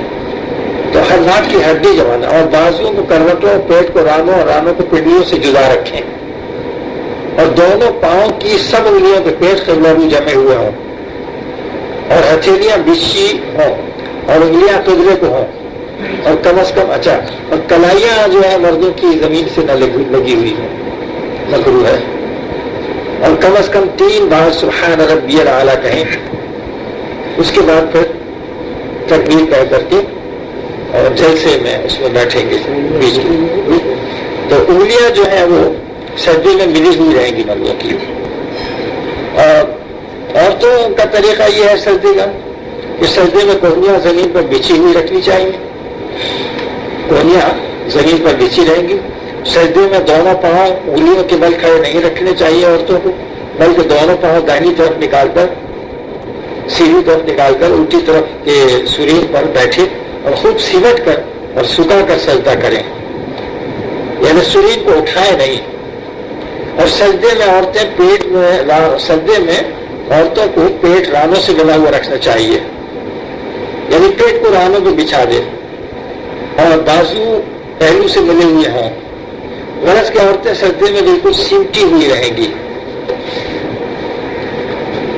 اس کے بعد یہ ایک رکعت ہوئی، پھر کھڑے ہوں گے تکبیر کہہ کر دوسری رکعت کے لیے تلاوت وغیرہ جو بھی ہے قیام وغیرہ سب ہوگا. اس کے بعد دوسری رکعت کے رکوع اور سجود انجام دیں گے. اس کے بعد بیٹھنے کا جو طریقہ ہے، تو سجدے میں سبحان ربی الاعلیٰ 3 بار کہنا سنت ہے، اور 5 بار کہا تو اسلام مکمل سنت ادا ہو جائے گی نا، مستحب بھی مل جائے گا. تو اب جب سجدے کر کے بیٹھیں گے، پہلا سجدہ کر کے بیٹھیں گے، تو دائنا قدم کھڑا کر کے اس کی انگلیاں قبلہ رخ کریں اور بایاں قدم بچھا کر اس پر خوب سیدھے بیٹھ جائیں اور ہتھیلیاں بچھا کر رانوں پر گھٹنوں کے پاس رکھیں. گھٹنوں سے نیچے کی طرف کو انگلیاں نہیں جانا چاہیے. اکثر لوگ گھٹنے پر اس طرح سے انگلیاں رکھتے ہیں کہ نیچے کو لٹکی رہتی ہیں، وہ نہیں بلکہ ران پر سیدھی سیدھی رہیں، وہ ٹیلے کی طرف کو انگلیاں ہونا چاہیے. تو اللہ اکبر کہتے ہوئے سجدے کو جائیں اور اسی طرح سجدہ کریں، پھر سر اٹھائیں، پھر ہاتھ کو گھٹنے پر رکھ کر پنجوں کے بل کھڑے ہو جائیں. تو یہ تو طریقہ ہوا مردوں کا. اچھا، اب عورتیں جو ہیں اتحیات میں بیٹھتے وقت مردوں کے برخلاف دونوں پاؤں دائنی طرف نکال کر بائیں سرین پر بیٹھیں، یعنی سرین زمین پر رہیں، پاؤں پر نہ رکھیں. اور اتحیات میں ہاتھوں کی انگلیاں عورتوں کی ملی ہوئی رہیں گی.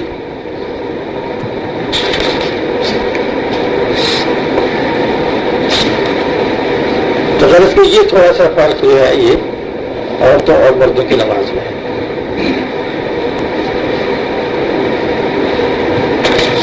اس کے بعد پھر اتحیات ہے، 2 رکعت کی نماز ہے، تو اس کے بعد اتحیات پڑھی جائے گی بیٹھ کر کے آخر قاعدہ، اور پھر درود شریف ہوگا، پھر دعا ہوگی.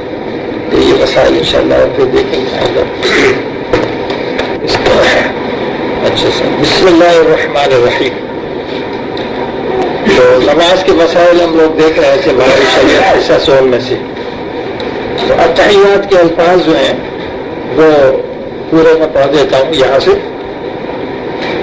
التحیات للہ والصلوات والطیبات. اچھا، ابھی یہ جو تین فکر یہ ہیں الفاظ، یہ اگر اکٹھا پڑھے تو اچھا. التحیات للہ والصلوات والطیبات، تو مطلب یہ ایک فقرہ پورا ہو گیا. التحیات للہ والصلوات والطیبات، یہ ایک فقرہ پورا ہو گیا. یعنی تمام تحیتیں اور نمازیں اور پاکیزگیاں اللہ کے لیے ہیں. اس کے بعد یہ دوسرا فقرہ شروع ہوتا ہے. السلام علیک ایھا النبی، اور اے نبی، اللہ کے نبی، آپ پر سلام ہو اور آپ پر رحمتیں ہوں اور وہ برکاتہ اور برکتیں ہوں. السلام علینا وعلی عباد اللہ الصالحین، اور ہم پر سلامتی ہو اور اللہ کے نیک بندوں پر سلامتی ہو، صالحین پر سلامتی ہو. تو ہم نے اپنے آپ کو سلام کیا، سب کو، اور صالحین کو سلام کیا. پھر اس کے بعد شہادت ہے. اشہد ان لا الہ الا اللہ واشہد ان محمدا عبدہ ورسولہ. پورا میں ایک مرتبہ پڑھ دیتا ہوں. التحیات للہ والصلوات والطیبات. السلام علیک ایھا النبی ورحمۃ اللہ وبرکاتہ. السلام علینا وعلی عباد اللہ الصالحین. اشہد ان لا الہ الا اللہ واشہد ان محمدا عبدہ ورسولہ. اس میں غلطی کرتے بعض کو دیکھا میں نے، کتنی بار بار کہوں گا التحیات، تو تشدید ہے. اکثر لوگوں سے میں پوچھتا ہوں پڑھ کے سنائیے، خواتین یا وہ کہتے التحیات التحیات. بہت سمجھا التحیات التحیات التحیات التحیات، بیٹھا ہوا جواب کہ وہ ہے التحیات للہ. التحیات للہ، تا تشدید ہے. التحیات للہ والصلوات التحیات للہ والصلوات الطیبات آخر تک. اس میں کوئی حرف کم و بیش نہ کرے, کوئی چیز بڑھانے کی ضرورت نہیں اپنی طرف سے اور نہ کم کرے. اور اس کو تشہد کہتے ہیں, التحیات بھی کہتے ہیں. جب التحیات کہتے ہیں اس کو تو اس کے معنی التحیات سے لے کے کلمہ شہادت آخر تک پورا پڑھنا ہے. اور جب کلمہ لا کے قریب پہنچے دائنے ہاتھ کی بیچ کی انگلی اور انگوٹھے کا حلقہ بنائے, اچھی انگلیاں اور اس کے پاس والی کو ہتھیلی سے ملا دے اور لفظ لا پر کلمے کی انگلی اٹھائے مگر اس کو جنبش نہ دے اور کلمہ اللہ پر گرا دے اور سب انگلیاں فوراً سیدھی کر لے. اس میں لکھا ہوا سیدھی کر لے, بعض کتابوں میں یہ ہے کہ اس کو اسی طرح ہاتھ انگلی کو نیچے رہنے دے, آہستہ سے اس کو بند کر. اور اگر 2 سے زیادہ رکعتیں پڑھنی ہیں تو پھر اب اٹھ کھڑے ہوں اور اسی طرح بقیہ رکعتیں پوری کریں. مگر فرضوں کی ان رکعتوں میں جو تیسری اور چوتھی رکعت ہے الحمد کے ساتھ سورت ملانا ضرور نہیں. اور اگر امام کے پیچھے ہے تو ہم تو سورہ فاتحہ بھی نہیں پڑھیں گے, الحمد بھی نہیں پڑھیں گے. اور اکیلے ہیں اگر تو 4 رکعت پڑھ رہے ہیں مثال کے طور پر فرض, تو پہلی 2 فرض جو ہیں پہلی اور دوسری میں تو ثنا پڑھیں گے, اعوذ باللہ بسم اللہ پڑھیں گے پہلی میں, اور اس کے بعد پھر سورہ فاتحہ پڑھیں گے, پھر اس کے بعد کوئی سورت ملائیں گے. دوسری رکعت جو فرض کی ہے اس میں جب کھڑے ہوں گے بسم اللہ پڑھیں گے, الحمد کی سورت پوری پڑھیں گے, پھر ایک سورت پڑھیں گے, یہ دوسری ہو گئی.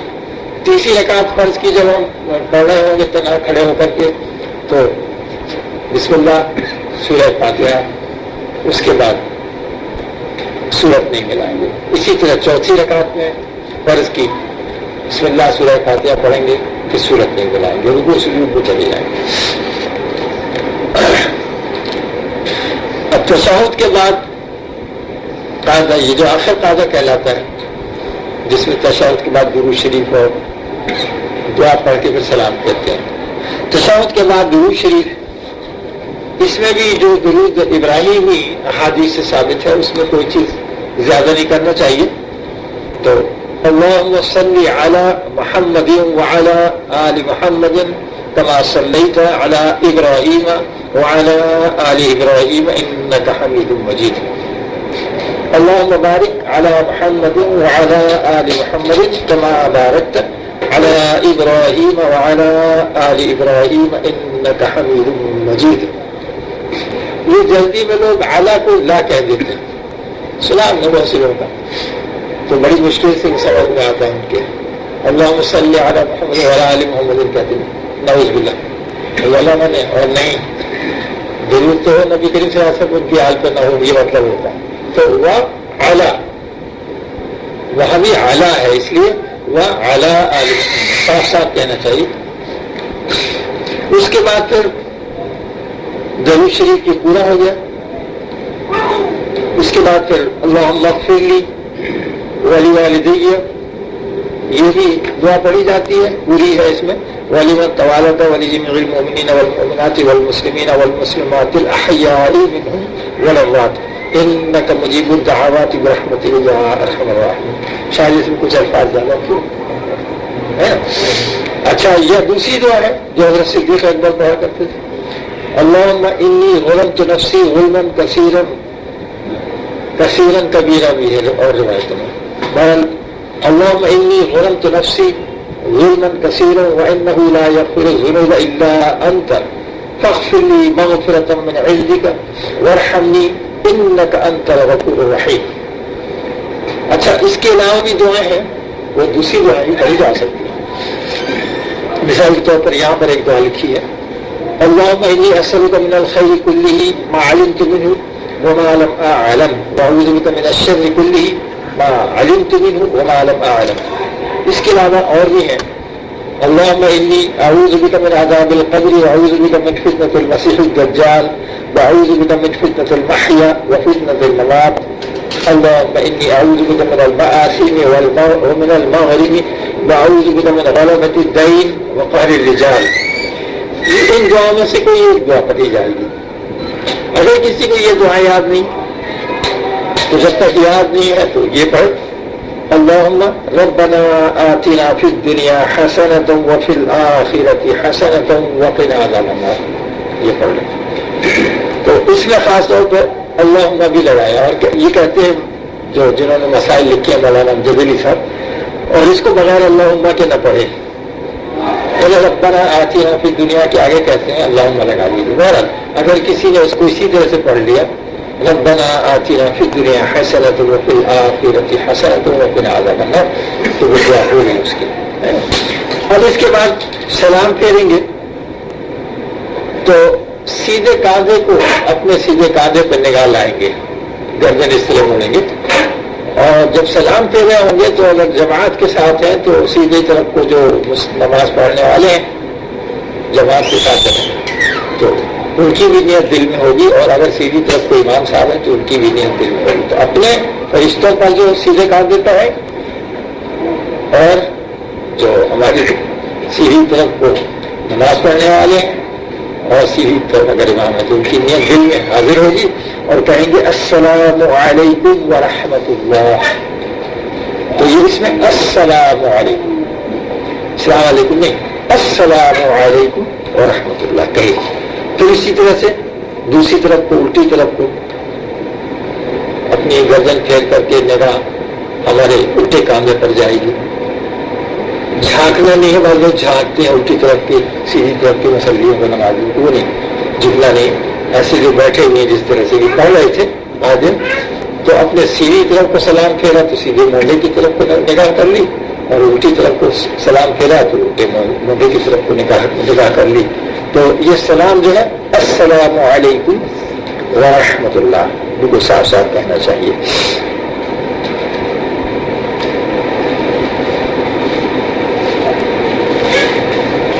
تو نماز کے فرائض پر انشاءاللہ دیکھیں گے تفصیلاً.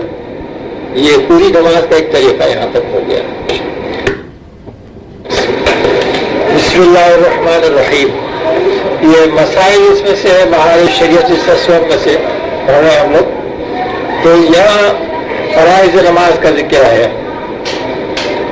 نماز کے اندر جو فرض تمام جو ارکان فرض ہیں ان کا ذکر. فرائض نماز 7 چیزیں ہیں. یعنی پہلا فرض جو ہے نماز کے اندر وہ تکبیر تحریمہ، دوسرا فرض ہے قیام، اور تیسرا فرض ہے قرات، اور چوتھا فرض ہے رکوع، اور پانچواں فرض ہے سجدے، اور چھٹا فرض جو ہے وہ قاعدہ اخیرہ ہے، اور ساتواں بھی اس میں ایک فرض بتایا ہے خروج بصنعہ، نماز سے جو خارج ہوتے ہیں. تو پہلا فرض تکبیر تحریمہ. اس کے متعلق مسائل یہ ہیں کہ تکبیر تحریمہ حقیقتاً شرائط نماز سے ہے، مگر چونکہ افعال نماز سے اس کو بہت زیادہ اتصال، اس وجہ سے فرائض نماز میں اس کا شمار ہوا. یعنی نماز کے افعال، نماز کا فعل، نماز کا کام جو ہے تکبیر تحریمہ سے شروع ہوتا ہے، لہذا پہلا فرض تکبیر تحریمہ ہوا. اور اس سے پہلے کہ یہ فرائض انجام دے آدمی، کچھ شرائط ہیں نماز کی، تو جو شرائط ہیں وہ بھی فرض ہیں. اور وہ شرائط یہ ہے طہارت ہے، استقبال کعبہ ہے، اور ستر عورت، اور وقت کا ہونا نماز کا وقت. تو اور ہمارے کپڑے جو ہیں وہ پاک ہوں، جس جگہ نماز پڑھنا ہے وہ جگہ پاک ہو. یہ تمام شرائط نماز ہیں. نماز کے شرائط یعنی طہارت، استقبال، ستر عورت اور وقت تکبیر تحریمہ کے لیے شرائط ہیں، یعنی قبل ختم تکبیر ان شرائط کا پایا جانا ضروری ہے. یعنی تکبیر تحریمہ سے پہلے شرائط، یہ بات ضروری جو ہے وہ پہلے وہ ہونا چاہیے. پھر تکبیر تحریمہ جب کہیں گے اللہ اکبر، اور اگر یہ تمام شرائط پائی ہوئی تو پھر نماز ہی نہ ہوگی. مسئلہ جن نمازوں میں قیام فرض ہے ان میں تکبیر تحریمہ کے لیے قیام فرض ہے. تکبیر تحریمہ جو ہے وہ کھڑے ہو کر ادا کی جاتی ہے. جن نمازوں میں قیام فرض ہے سوائے نفل کے، باقی نمازوں میں قیام فرض ہے. اور بعض لوگ کہتے ہیں سنتوں میں قیام سنت ہے، بعض وہاں فرض ہے. تو اگر بیٹھ کر کسی نے اللہ اکبر کہا اور پھر کھڑا ہو گیا تو نماز شروع نہیں ہوئی. مسئلہ امام کو رکوع میں پایا اور تکبیر تحریمہ کہتا ہوا رکوع میں گیا. امام جماعت ہو رہی ہے اور ہم گئے اور تکبیر امام رکوع میں تھا تو ہم تکبیر کہتے ہوئے رکوع میں چلے گئے. اگر یعنی تکبیر اس وقت ختم ہوئی کہ جب ہاتھ بڑھائے تو گھٹنے تک پہنچ جائے تو نماز نہیں ہوئی. اس لیے کہ تکبیر تحریمہ تو کھڑے ہو کر کہنا ہے، تو کھڑے ہو کر تکبیر تحریمہ کہی ہوتی پھر دوسری تکبیر کہہ کر رکوع میں جاتا تو نماز شروع ہوتی اس کی، تو اس کی ایک تکبیر چھوٹ گئی. تو تکبیر تحریمہ جب امام کے پیچھے بھی شریک ہو رہے ہیں اور امام رکوع میں ہو تو وقت احتیاط سے کھڑے کھڑے پہلے تکبیر تحریمہ کہنا چاہیے اور پھر فوراً دوسری تکبیر کہہ کر رکوع میں جانا چاہیے. ایسا نہ کرے کہ جاتے ایک دم تکبیر کہتے ہوئے فوراً رکوع میں چلے گئے. جس کا نتیجہ یہ ہوگا کہ ہم نے وہ تکبیر تحریمہ کھڑے ہو کر نہیں کہی بلکہ تکبیر جو کہی وہ انتقالی کہی، رکوع میں جانے والی تکبیر کہتے ہیں اس کو. تو اس طرح پھر نماز نہیں ہوگی. نفل کے لیے تکبیر تحریمہ رکوع میں کہی نماز نہ ہوئی اور بیٹھ کر کہتا تو ہو جاتی. نفل کے لیے یہ ہے کہ بیٹھ کر کے تکبیر تحریمہ کہتے ہیں، بیٹھ کے نماز نفل ہو جاتی ہے، اجازت ہے، لیکن یہ کہ آدھا ثواب ملتا ہے.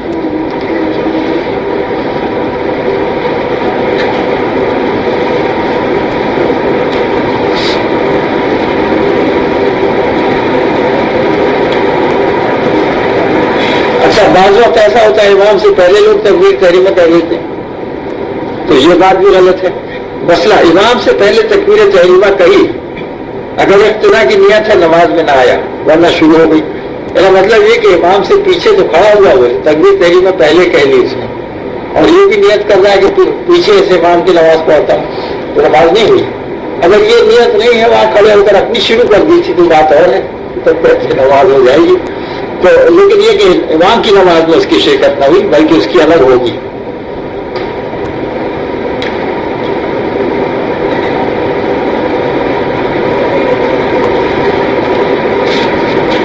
اچھا اس کے بعد پھر دوسرا فرض جو ہے وہ قیام ہے. انشاءاللہ یہ آئندہ ہفتے دیکھیں گے کیونکہ وقت آج تھوڑا ہے بہت ہو گیا. بسم اللہ الرحمن الرحیم. تو فرائض نماز ہم لوگ دیکھ رہے تھے. پہلا تکبیر تحریمہ دیکھ چکے تھے. اس کے بعد دوسرا فرض ہے نماز میں قیام. کمی کی جانب اس کی حد یہ ہے کہ ہاتھ پھیلائے تو گھٹنے تک نہ پہنچے اور پورا قیام یہ ہے کہ سیدھا کھڑا ہو. اور مسئلہ یہ ہے کہ قیام اتنی دیر تک ہے جتنی دیر تک قرت ہے، یعنی بقدر قرت فرض قیام فرض ہے اور بقدر قرت واجب قیام واجب ہے اور بقدر قرت سنت قیام سنت ہے. یہ پہلی رکعت کے سوا رکعتوں کا ہے. رکعت اولیٰ کا قیام فرض میں مقدار تکبیر تحریمہ بھی شامل ہوگی اور قیام مسنون میں مقدار ثنا و تعوذ و تسمیہ بھی. تو یہ ایک مقدار انہوں نے بتائی ہے کہ فرض اس وقت ادا ہوگا جب تک کہ ہم فرض قرت کر رہے ہیں. مطلب یہ کہ اگر کوئی عذر ہے کسی کو عذر شرعی ہے کہ وہ بیٹھ کے پڑھے گا فرض نماز تو وہ بات تو خیر الگ ہے، اس میں تو اجازت ہے. لیکن بغیر عذر کے اکثر ایسا ہوتا ہے خواتین بیٹھ کے نماز پڑھتی ہیں، وضو کر کے آئے چلنا پھرنا اور کھڑے رہ کے بات کرنا یہ سب کچھ کرتی ہیں اور پھر اس کے بعد وہ آ کر کے اور انہوں نے مصلی بچھایا اور بیٹھ گئی اور بیٹھ کے نماز پڑھنا شروع کیا. تو یہ بیٹھ کر نماز پڑھنے کی اجازت تو اس وقت ہے جب کہ عذر شرعی ہو. مثلا سجدہ نہیں کرتے بنتا ہے، کوئی زخم وغیرہ ہے، کوئی بیماری ایسی ہے کہ جس کی وجہ سے وہ سجدہ نہیں کر سکیں گے کھڑے ہو کر کے پھر آنے میں دقت ہوتی ہے. تو جب تک کا شرعی عذر نہ ہو اس وقت نماز فرض جو ہے خاص طور پر وہ کھڑے ہو کر پڑھیں گی. اسی طرح وتر کی نماز جو ہے وہ بھی کھڑے ہو کر پڑھیں گی، سنتیں بھی کھڑے ہو کر پڑھیں گی. لیکن نفل نماز بیٹھ کر پڑھنے کی اجازت ہے اور جو بیٹھ کے پڑھے گا نفل نماز تو آدھا ثواب ملے گا. مسئلہ فرض اور وتر اور عیدین کی نماز اور سنت فجر میں قیام فرض ہے کہ بلا عذر صحیح بیٹھ کر یہ نمازیں پڑھے گا تو نہ ہوں گی. اور ایک مسئلہ ہے ایک پاؤں پر کھڑا ہونا یعنی دوسرے کو زمین سے اٹھا لینا، یہ مکروہ تحریمی ہے. اور اگر عذر کی وجہ سے کوئی تکلیف کی وجہ سے ایسا کیا تو پھر حرج نہیں. مسئلہ اگر قیام پر تو قادر ہے مگر سجدہ نہیں کر سکتا تو اس سے بہتر یہ ہے کہ بیٹھ کر اشارے سے پڑھیں. جن لوگوں سے سجدہ کرتے نہیں بنتا ہے، کچھ تکلیف ایسی ہے اور قیام تو وہ کر سکتے ہیں مگر چونکہ سجدہ نہیں کر سکتے لہذا بیٹھ کر اشارے سے نماز پڑھیں گے. رکوع کے لیے تھوڑا جھکیں گے اور اس سے زیادہ سجدے کے لیے. اور کھڑے ہو کر بھی پڑھ سکتے ہیں، یہ بات ہے کہ یہ حکم ہے کہ بیٹھ کے کھڑے ہو کر بھی پڑھ سکتے ہیں. مسئلہ جو شخص سجدہ تو کر سکتا ہے مگر سجدہ کرنے سے زخم رہتا ہے، جب بھی اسے بیٹھ کر اشارے سے نماز پڑھنا مستحب ہے. اور کھڑے ہو کر یہ جو کھڑے ہو کر بات کی کہ سجدہ اور رکوع نہیں کرتے بنتا ہے، کھڑے ہو کر نماز پڑھ سکتا ہے، اس کے معنی یہ کہ وہ کھڑے ہو کر اشارے سے نماز پڑھ سکتا ہے. کھڑے تو زیادہ سے زیادہ رکوع کا اشارہ اور سجدے کا اشارہ وہ تمام کرنا پڑے گا. مسئلہ اگر کوئی اتنا کمزور ہے کہ مسجد میں جماعت کے لیے جانے کے بعد کھڑے ہو کر نماز نہ پڑھ سکے گا اور گھر میں پڑھے تو کھڑے ہو کر نماز پڑھ سکتا ہے، تو اس شخص کو چاہیے کہ گھر میں نماز پڑھے. جماعت چاہے وہ گھر میں کر لے یا تنہا پڑھے، کیونکہ وہ اتنا تھک جائے گا کہ مسجد جانے کے بعد پھر وہ کھڑے ہو کے نماز نہیں پڑھ سکتا. تو ایسے شخص کو جماعت چھوڑنے کی اجازت ہے اور گھر میں نماز پڑھ سکتا ہے. تو وہ گھر میں وہ کھڑے ہو کے پڑھ لے گا، وہاں جا کے کھڑے ہو کے نہیں پڑھ سکتا اس وجہ سے. مسئلہ کھڑے ہونے سے محض کچھ تکلیف ہونا عذر نہیں کہ تکلیف ہوتی کھڑے ہونے سے تو چھوڑ دیں قیام، نہیں یہ بات نہیں، بلکہ قیام اس وقت ساقط ہوگا کہ کھڑا نہ ہو سکے یا سجدہ نہ کر سکے. کھڑا نہ ہو سکے یا سجدہ نہ کر سکے، یا کھڑے ہونے یا سجدہ کرنے میں زحم رہتا ہے، یا کھڑے ہونے میں کسی کو خطرہ آتا ہے، یا کسی کا سطر کھل جاتا ہے، کپڑے اس کے اتنے نہیں ہے، یا کھڑے ہو کر نماز پڑھتا ہے تو پھر وہ پڑھتے ہی نہیں بنتا، سانس اتنی پھولتی اس کی طرح پر مجبور ہو جاتا ہے، تب پھر بیٹھ کے پڑھے گا. اسی طرح سے اگر کھڑے ہو کر نماز پڑھے اور تکلیف میں اور مرض میں مبتلا ہے اور اگر کھڑے ہو کر نماز پڑھے گا تو مرض میں زیادتی ہو جائے گی تو پھر البتہ بیٹھ کے پڑھے گا. مثلا اگر عصا یا خادم یا دیوار پر ٹیک لگا کر کھڑا ہو سکتا ہے تو فرض ہے کہ کھڑا ہو کے پڑھے گی، سب کے لیے، مردوں کے لیے، عورتوں کے لیے بھی. مثلا اگر کچھ دیر بھی کھڑا ہو سکتا ہے، اگرچہ اتنا ہی کھڑا ہو کہ اللہ اکبر کہہ لے تکبیر تحریمہ، تو فرض ہے کہ کھڑا ہو کر اتنا کہہ لے پھر بیٹھ جائے، بقیہ نماز بیٹھ کے پڑھے گا. تو یہ تو ہو گئی وہ رکعتیں جس کی نیت باندھی اس نے، لیکن اس کی یہ مان لے کہ اس کے بعد پھر جو رکعتیں ہیں وہ ساری بیٹھ کے پڑھے گا، نہیں بلکہ ہر نماز کے لیے وہ کھڑا ہوگا. تنبیہ ضروری، آج کل عموماً یہ بات دیکھی جاتی ہے کہ جہاں ذرا بخار آیا یا خفیف سی تکلیف ہوئی بیٹھ کر نماز شروع کر دی، حالانکہ وہی لوگ اسی حالت میں 10-15 منٹ بلکہ اس سے بھی زیادہ کھڑے ہو کر ادھر ادھر کی باتیں کر لیا کرتے ہیں. تو ان کو چاہیے کہ ان مسائل سے متنبع ہوں اور جتنی نمازیں باوجود قیام کی قدرت کے انہوں نے بیٹھ کر پڑھی ہوں ان نمازوں کا وہ اعادہ کریں، یہ بات ان پر فرض ہے. یہی اگر ویسے کھڑا ہو سکتا تھا مگر عصا یا دیوار یا آدمی کے سہارے کھڑا ہونا ممکن تھا، یعنی ویسے کھڑا نہ ہو سکتا تھا لیکن کسی سہارے سے کھڑا ہو سکتا ہے، تب بھی وہ نمازیں جو اس نے بیٹھ کے پڑھی ہیں نہ ہوئی، اور ان نمازوں کو پھیرنا فرض ہے. اللہ تعالیٰ توفیق عطا فرمائے. مثلا کشتی پر سوار ہے اور وہ چل رہی ہے تو بیٹھ کر اس پر نماز پڑھ سکتا ہے، جبکہ چکر آنے کا گمان غالب ہو اور کنارے پہ نہ اتر سکتے ہو، وقت ہو گیا نماز کا، تو اور چکر آتے ہیں کھڑے ہو کر پڑھنے سے تو بیٹھ کے پڑھ سکتے ہیں. اچھا صاحب ریل کا کیا ہوگا؟ ریل کا بھی یہی ہوگا, بیٹھ کے ریل کا دینا چاہیے تھا. اچھا صاحب یہ ہو گیا. اب انشاءاللہ پڑھ لیتے کھڑے ہو کر کوئی دیتا بھی ہم نے مجھے بھی سفر موقع مل گیا. خیر یہ اس کے بعد پھر انشاءاللہ طرف دیکھیں گے. مصنوی شریف دیکھ لیتے ہیں. بسم اللہ الرحمن الرحیم. نماز کے فرائض ہم لوگ دیکھ رہے تھے. تو پہلا فرض تکبیر تحریمہ ہے نماز کے اندر, دوسرا فرض قیام ہے, اس کے مسائل ہم دیکھ چکے ہیں, اور تیسرا فرض ہے قید. اب اس کے مسائل آج دیکھتے ہیں. قید اس کا نام ہے کہ تمام حروف مخارج سے ادا کیے جائیں, کہ ہر حرف غیر سے صحیح طور پر ممتاز ہو جائے. تو مخرج کی جمع مخارج. تمام حرف جو ہیں ہمارے جو نکلے اس کے مخرج سے نکلے, جہاں نکلنے کی جگہ جو متعین ہے اس مخرج سے نکلنا چاہیے, اور ایک دوسرے سے ممتاز ہوں, جدا جدا ان کی آوازیں ہوتی ہیں اور صفات ہوتی ہیں. تو اس کا نام قرأت ہے. اور آہستہ اگر قرأت کی جائے تو آہستہ پڑھنے میں بھی اتنا ضرور ہے کہ خود سنیں.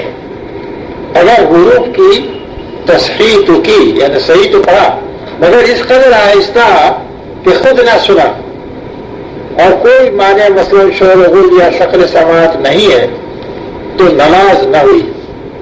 اگر اتنے آہستہ ہے کہ اپنے کانوں میں اس کی اپنی آواز ہلکی نہیں آتی ہے اور آہستہ نماز پڑھ رہا ہے, تو اس کی نماز نہیں ہوگی. مسئلہ مطلقاً ایک آیت پڑھنا فرض کی 2 رکعتوں میں, اور وتر اور نوافل کی ہر رکعت میں امام اور منفرد پر فرض ہے, اور مقتدی کو کسی نماز میں قرأت جائز نہیں, نہ سورہ فاتحہ نہ کوئی آیت, نہ آہستہ کی نماز میں اور نہ جہر کی نماز میں. امام کی قرأت مقتدی کے لیے بھی کافی ہے. مسئلہ فرض کی کسی رکعت میں قرأت نہ کی یا فقط ایک میں کی, نماز فاسد ہو گئی. جب ہم خود پڑھ رہے ہیں تو یہ احتیاط کرنا ہے کہ 2 رکعت میں قرأت کرنا ہے فرض کی. مسئلہ سورتوں کے شروع میں بسم اللہ الرحمن الرحیم ایک پوری آیت ہے, مگر صرف اس کے پڑھنے سے فرض ادا نہ ہوگا. اس کے بعد چوتھا فرض ہے نماز میں رکوع. رکوع اتنا جھکنا کہ ہاتھ بڑھائے تو گھٹنے کو پہنچ جائے, یہ رکوع کا ادنا درجہ ہے. اور پورا یہ ہے کہ پیٹھ سیدھی بچھا دے مردوں کے لیے. اور 5واں فرض ہے سجود, سجدے. حدیث شریف میں ہے کہ سب سے زیادہ قرب بندے کو اللہ تعالیٰ سے اس حالت میں ہے کہ سجدے میں ہو, لہذا دعا زیادہ کرو. اس حدیث کو مسلم نے ابو ہریرہ رضی اللہ تعالیٰ سے روایت کیا. پیشانی کا زمین پر جمنا سجدے کی حقیقت ہے, اور پاؤں کی ایک انگلی کا پیٹ لگنا شرط. تو اگر کسی نے اس طرح سجدہ کیا کہ دونوں پاؤں زمین سے اٹھے رہے تو اس کی نماز نہ ہوئی, بلکہ اگر صرف انگلی کی نوک زمین سے لگی جب بھی نہ ہوئی. اس مسئلے سے بہت لوگ غافل ہیں.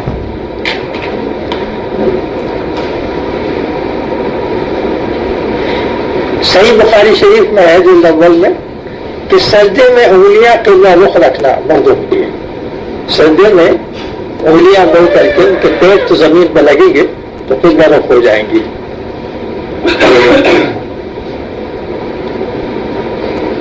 مسئلہ اگر کسی عذر کے سبب پیشانی زمین پر نہیں لگا سکتا تو صرف ناک سے سجدہ کرے. پھر بھی فقط ناک کی نوک لگنا کافی نہیں, بلکہ ناک کی ہڈی زمین پر لگنا ضرور ہے.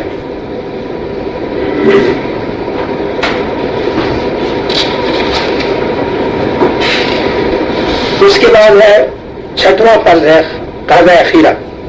نماز کی رکعتیں پوری کرنے کے بعد اتنی دیر تک بیٹھنا کہ پوری التحیات یعنی رسول تک پڑھ لی جائے, یہ بات فرض ہے.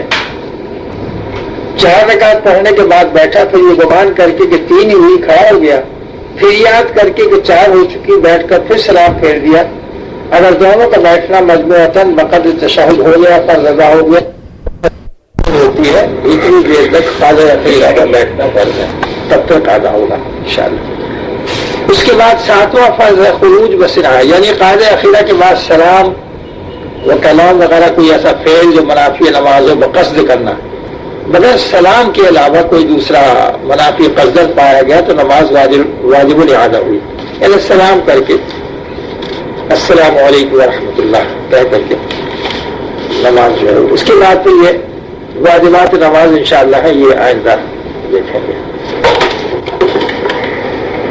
بسم اللہ الرحمن الرحیم۔ تو واجبات نماز دیکھ رہے ہیں ہم لوگ بہاری شریعت میں سے، اس صفحہ اس کا 74 ہے۔ نماز کے اندر جو چیزیں واجب ہیں، فرائض تو ہم لوگ دیکھ چکے نماز کے اندر جو ہے۔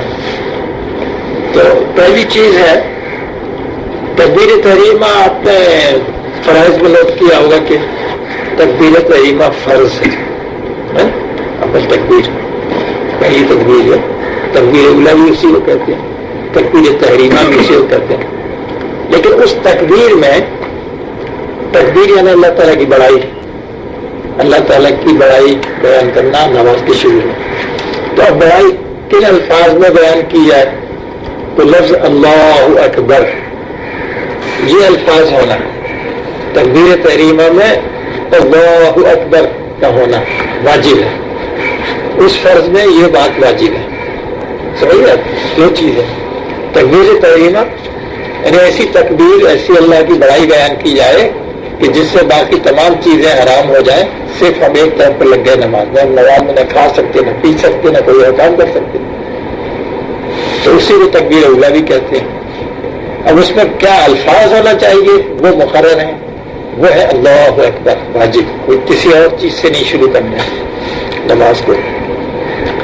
دوسرا واجب ہے سورہ فاتحہ، تو اس میں یہ کہا کہ بھائی سورہ فاتحہ کی 7 آیتیں جو ہے وہ الگ الگ واجب ہیں،